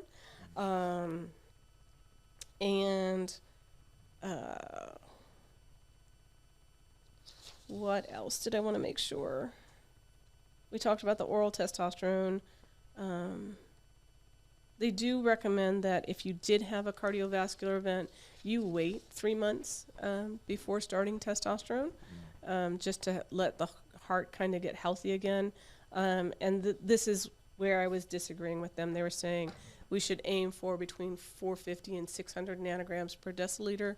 And if you guys aren't showing a benefit after like 6 months that we stop, that's a little bit lazy. Let's look at the rest of the life and let's see what's going on. Sure. So the concerns about prostate health, cardiovascular health,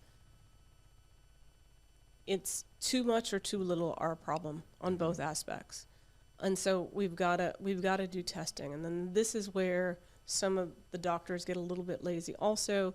So for instance, working with you need to get your blood drawn every 6 months, right? Initially when we did it, so start off and then I check you in about 8 weeks, see where you are, do we need to make some adjustments, and go from there. And then we should get blood work twice a year, so every 6 months. And I will not renew your prescription if I haven't seen you in a year. I've got to listen to your heart. I've got to see how you're doing. So this is where some of those little testosterone mills, like they're just, here you go. Here's your testosterone. Go be happy. Yeah, they would do like 6-month prescriptions. And Yeah. Well, especially, I know, some younger guys that probably don't need it think they're just going to get jacked by, getting the testosterone, and that's not a good idea. No. I mean, at my fattest, I was on it. Yeah. I mean, I was almost 230 pounds. And And just from me as a preventive medicine doc, you look at healthy aging, we talk about lifespan, right? There's the health span too. Yeah. Are you basically barely getting around the last 20 years of your life, or are you pretty darn active? And, testosterone replacement can definitely support that, because if you look at the biggest cause of all-cause mortality is frailty and sarcopenia, muscle wasting. And replacing your testosterone, staying on a good resistance-based training program can really keep you active and mobile and not falling. There's Bone health. Bone health. I mean, there's all kinds of things that it's really beneficial for as we age, especially. And that's where also, as you're aging, I think we've talked about before, is the strength training can really come into. That's what I'm saying. Yeah, a resistance-based exercise program for sure. Yeah. I mean, you got to. So, yeah. Well, I mean, I think we pretty much went over almost everything that, because we have listener questions that is in those questions, but maybe we can go over some of the things that people asked, and we'll just, quick answers. Yeah, for sure. Doesn't have to be crazy quick, For sure. but just so it's plain as day, laid out. Okay, so you want me to read all the questions again? Yeah. Okay, Yeah. even if we've touched on them. Yeah. Okay. We're going to retouch. Okay. Oh, actually, I have the first one. Sorry. Penis size? Yes. Kind of. Testosterone does impact penis size. So, In a good or bad way? well, too little, right? Then we've got a microphallus. Sorry, cephalus, I almost said. That's the wrong head. It is. Yeah, Is that a doctor joke? not really, but kind of, Because you both giggled. yeah. And I was like, what is happening? She basically said you would have a small head. Oh. But I meant cephalic. She just meant phallus. Phallus, yeah. That's a doctor joke. Yeah, for That sure. is a doctor You joke, can yeah. keep that as a doctor joke. Okay. Soy Oh, yeah. Yeah. is this unhealthy for you? Depends. Okay. Are you a postmenopausal female? No. No, I'm not. Yeah. So as a dude, probably not the best idea. Okay. In part of my research when I was back working as a scientist, we looked at endocrine disruptors to include pesticides, some of the plastics. That's a whole nother story as far as endocrine disruptors. But that early endocrine disruption from some of those products can certainly impact overall testosterone health. Like you're feeding a kid like soy milk, a boy or something. Boy, a bunch of Or- soy. Yeah.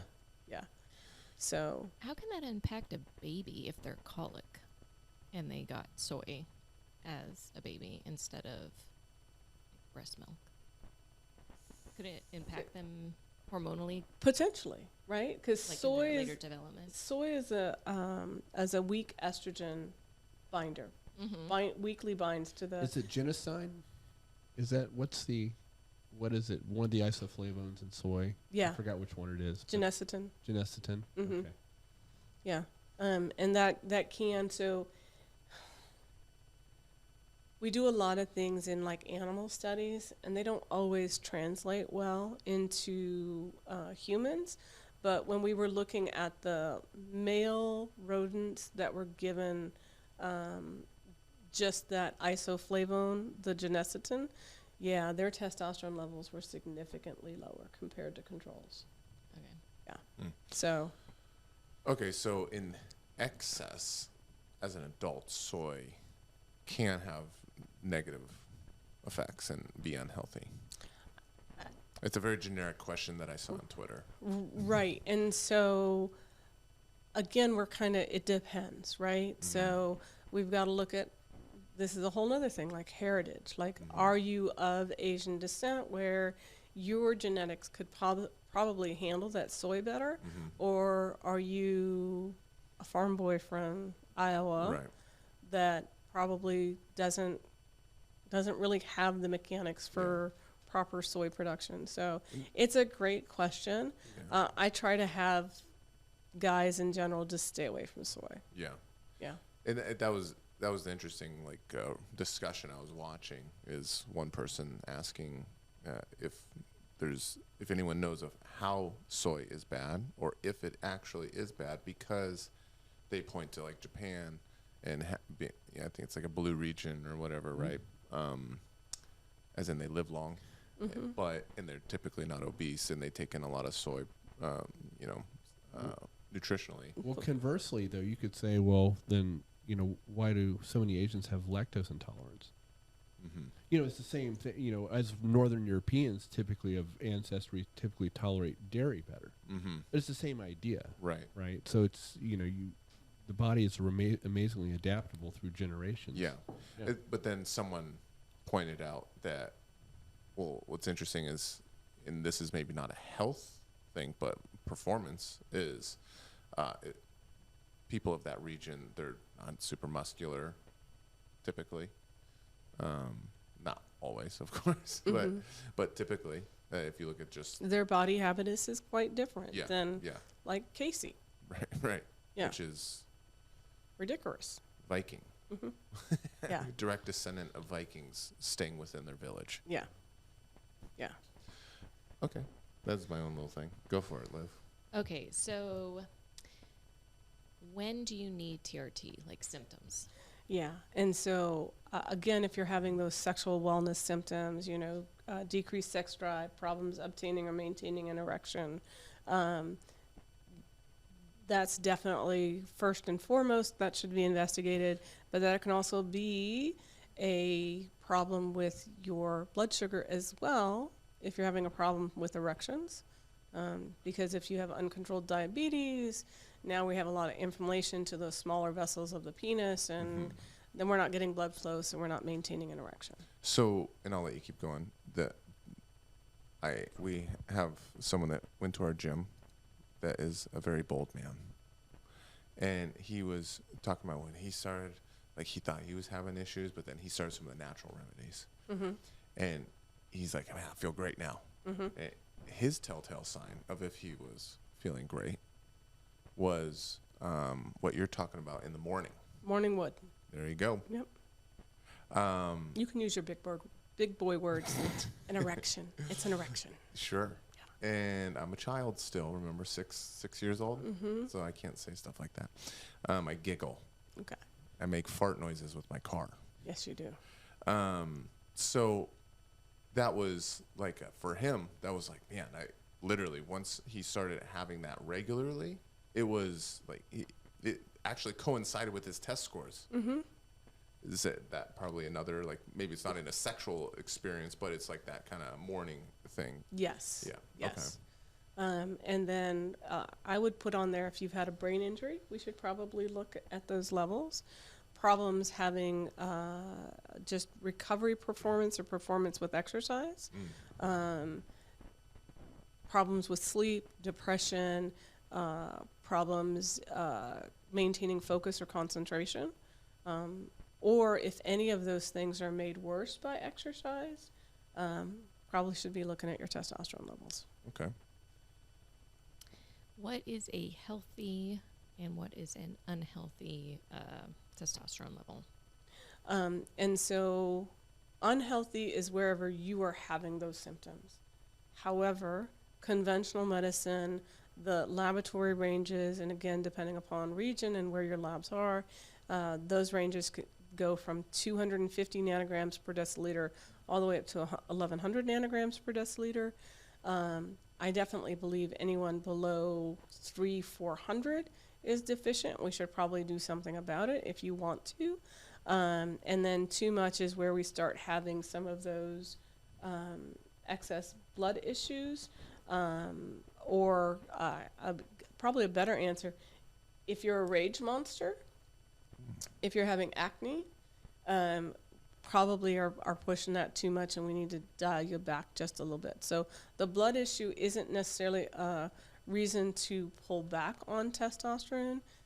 When there's other things we can do, like phlebotomy, which is taking your blood out. good job, Billy. But you're talking about physiologic levels, so not super physiologic. Let's say if someone's running around 1800, you're like, yeah, it's probably That's probably a bit hot. Yeah, exactly. Yeah.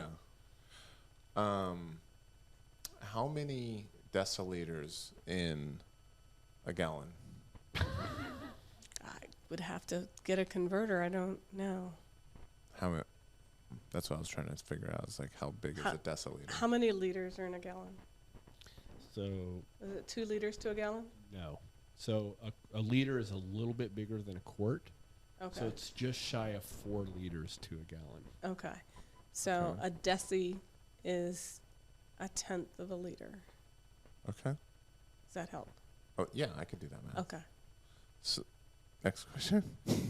Okay. Not What foods lower testosterone? So I suspect chronic soy use can lower it. But it's really more of a lack of animal product, so a lack of meat, and alcohol are the 2 biggest ones that will lower testosterone levels, and excess sugar. So if we have excess sugar and we're building more fat, that fat's going to aromatize any of our estrogen or our testosterone to estrogen. And I would say anything that's producing an inflammatory response in your body. Sugar. Well, I had 3 donuts this morning, full Cool. size, Of course you did, FB. 2 maple bars, You and did. a glazed. I'm not lying. Yesterday, I had 3 pieces of cake. Okay. You know, you really don't have to convince me of that. You don't need to hard sell me. You don't believe me?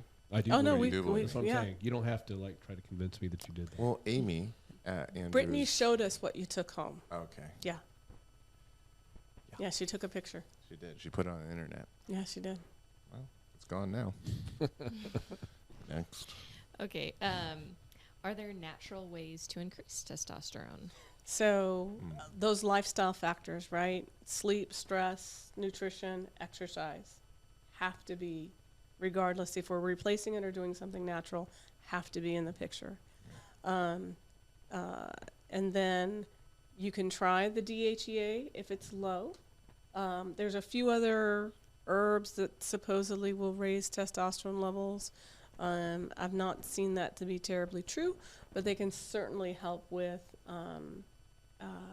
support testosterone therapy. And then if we have an significant amount of testosterone that's being aromatized, then there's some natural products that we can use to help with that. So Like it the sounds nettle, the nettle root, nettle yeah. root. The DHEA doesn't need to be prescribed, though. Nope, you can go on Amazon and buy all you want. But it sounds like the biggest impact is going to be some of these lifestyle things that you're talking about. Yeah. That was the point I want to make real quick, is that people always want a supplement to do it, but they don't have all their other stuff dialed in. You know, you're literally, peeing in the wind, so to speak, Right. where you really need to focus on, like what Carrie said, the sleep, stress, exercise piece before you start looking at optimizing with other things. Well, and then, we push things too far, right? So I feel good with this supplement, so I'm going to add this supplement and this supplement in. Well, next thing, you got a whole drawer full of supplements, and maybe we're doing too much. I think one of the bigger examples were people that were doing like 5-HTP and St. John's wort, and I'm like, well, no wonder you feel like shit, because now you've increased too much serotonin. So you can have too much of a good thing. Okay. And so talk with a functional medicine doctor, find out what you actually need before you start going down those roads. Okay. What is the best form of TRT? As in cream injections? Yeah. I personally prescribe the compounded injectables, again, because they're in an oil that is typically better handled by most individuals, or a compounded cream, again, because they're putting it in a base where if you're a sensitive little flower like Bill, It's me. that the skin shouldn't react to it. What's a non-compounded injectable? Like, how would you know if you're getting a compounded or non-compounded? One, insurance isn't going to cover it. And two, it's the compounding pharmacies are small little boutique pharmacies. Like locally, we have Makers and Kusler's are the two most local ones that will do topical testosterone. The injectable I get out of a pharmacy out of Arizona. But so the stuff that you see on like TV is going to be non-compound. Going to be non-compounded. Okay. You could get that at like Hagen's or Walgreens or. Got it. Yeah. Okay, once you get on TRT, are you dependent on it for the rest of your life? Mm.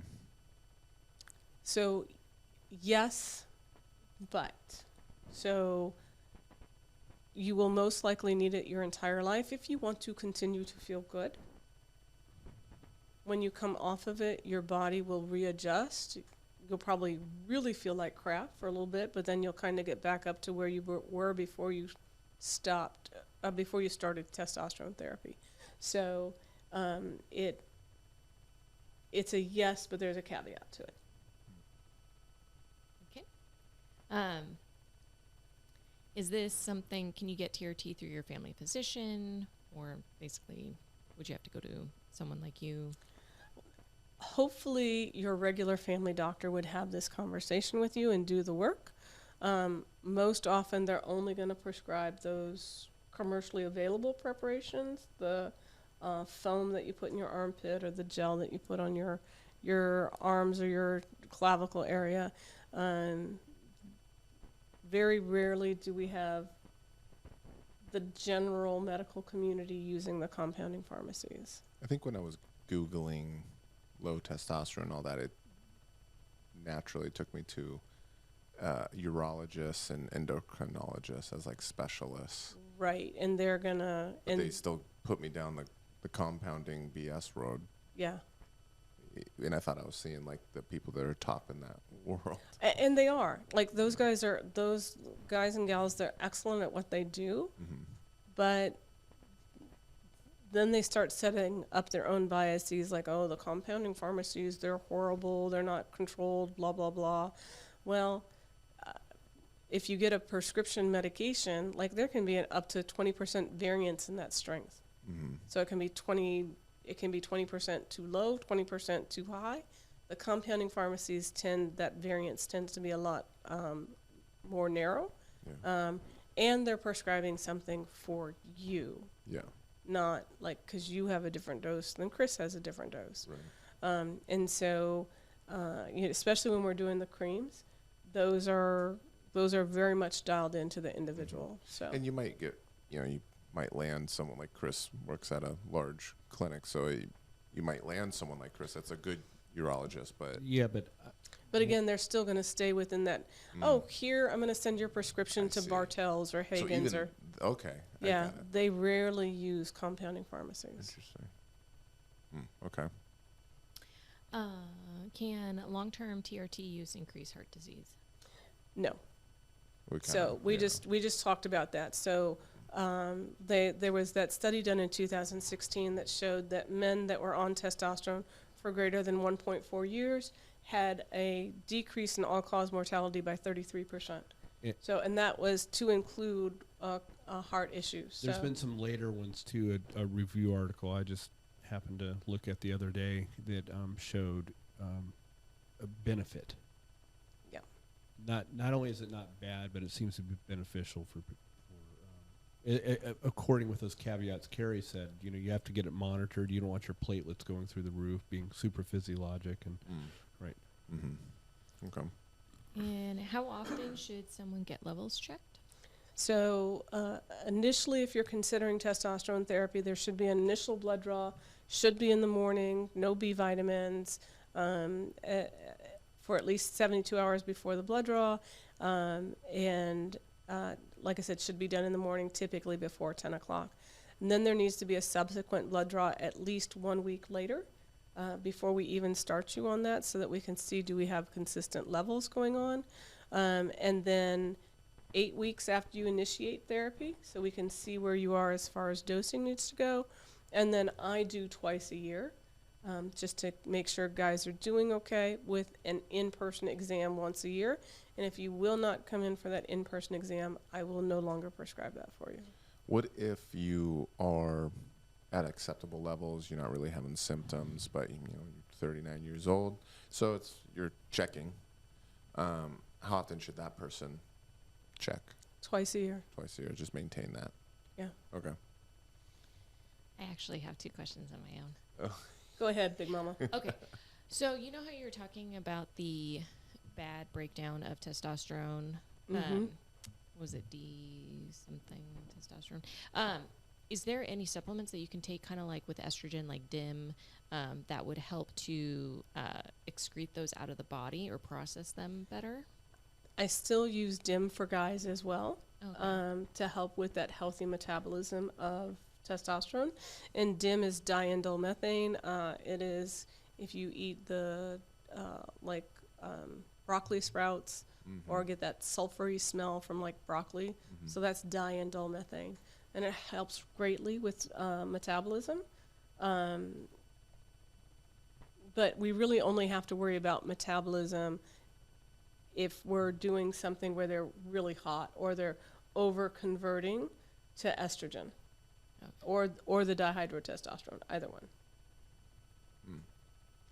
And then as more of a comment, I recently saw an article saying that the FDA is trying to restrict compounding pharmacies from making bioidentical hormones. So the FDA, in all their infinite wisdom, is cracking down on a whole bunch of things, right? So peptides that we alluded to earlier, they've already prohibited 2 really important peptides to help with like autoimmune diseases, because there's a pharmaceutical company that's going to be making a commercially available product, and also a couple of years ago they put a hold on NAC, N-acetylcysteine, again because pharmaceutical company, and that's a supplement that they were trying to look at doing a medication out of it. But the compounding pharmacies, they continually try to peck at them because they think that they're substandard. And I think it's because maybe they're getting pushed from pharmacological companies, pharmaceutical companies, but that's my own personal opinion. But we keep having to fight to keep our compounding pharmacies open. I'll be more blunt. The FDA is a revolving door of influence, where you'll go from an FDA position to on the board of a pharmaceutical company, and then to a bank, and then back. I don't feel there's someone. Gosh, I forgot what doctor said it. It was published that said that he no longer felt the FDA could adequately protect us or serve our best interests.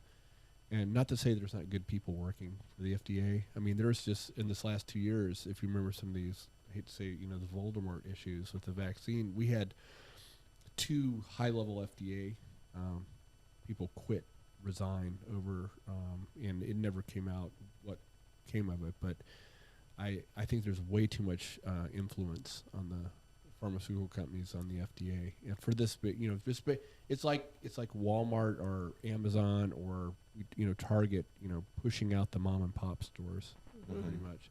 Yep. The equivalent of that with these compounding pharmacies, and what we can and can't take. N-acetylcysteine. I mean, give me a break. We're trying to regulate things like that. That is just, and then you could go into the whole stem cell thing and. Oh, that's all another There's story. a whole nother. I mean, they got their little hands in everything right now, and it seems like especially when there's like new science like that stuff coming out. That's like, well, we can't let people go rogue and develop it. We have to. It seems like the peptides thing just boggles my mind. How it looks like, and they're being blatant about things about their regulation anymore. It's like you can see a clear conflict of interest in another, benefiting a large multinational corporation. Over what's really good for the individual doctor and their patient. Yeah, in my opinion. Now there are some pharmacies, right, where maybe their standard practices, their good laboratory practices have broken down. Those need to be identified and they need to be corrected. But that doesn't mean you need to shut down the whole industry, right? Yeah. So for sure, yeah. Good. Yeah. I think that's it. Yeah. Okay. What do we got coming up? I don't know. We're gonna have to talk about it. There's all kinds of stuff we can do. We might think about doing a question and answer one to see how many people have some Follow-up stuff. Some follow-up stuff. Yep. We're going to have Carrie on again. Is the next one going to be for the ladies? Or are we doing That's a I hormone? probably should do for the ladies. Yeah, and have Olivia up here. Yeah. Yeah. Yep. Hey. Bill and I will go in the corner. Yeah. Yeah. You two knuckleheads need to be separated at all times. That's so, probably true. Yeah. Okay. Well, as usual, any questions, you can email grapplingwithpodcast@gmail.com, or you can message any of the social media pages, and we'll get those there. Other than that, I just want to do a real quick shout out. Everyone that competed this weekend at Grappling Industries here from our academy. Good job putting yourself out there. yes. A lot of people won't get out there and compete. Doesn't matter win or lose. You're getting something out of it. So I'm proud of everybody. Competition last tournament each weekend here, the last 2 weekends, and a lot of people competed, and it's good on them getting out there. It's awesome. Yeah. So, okay, well, That's all hit it. All right. I'll show you guys that video.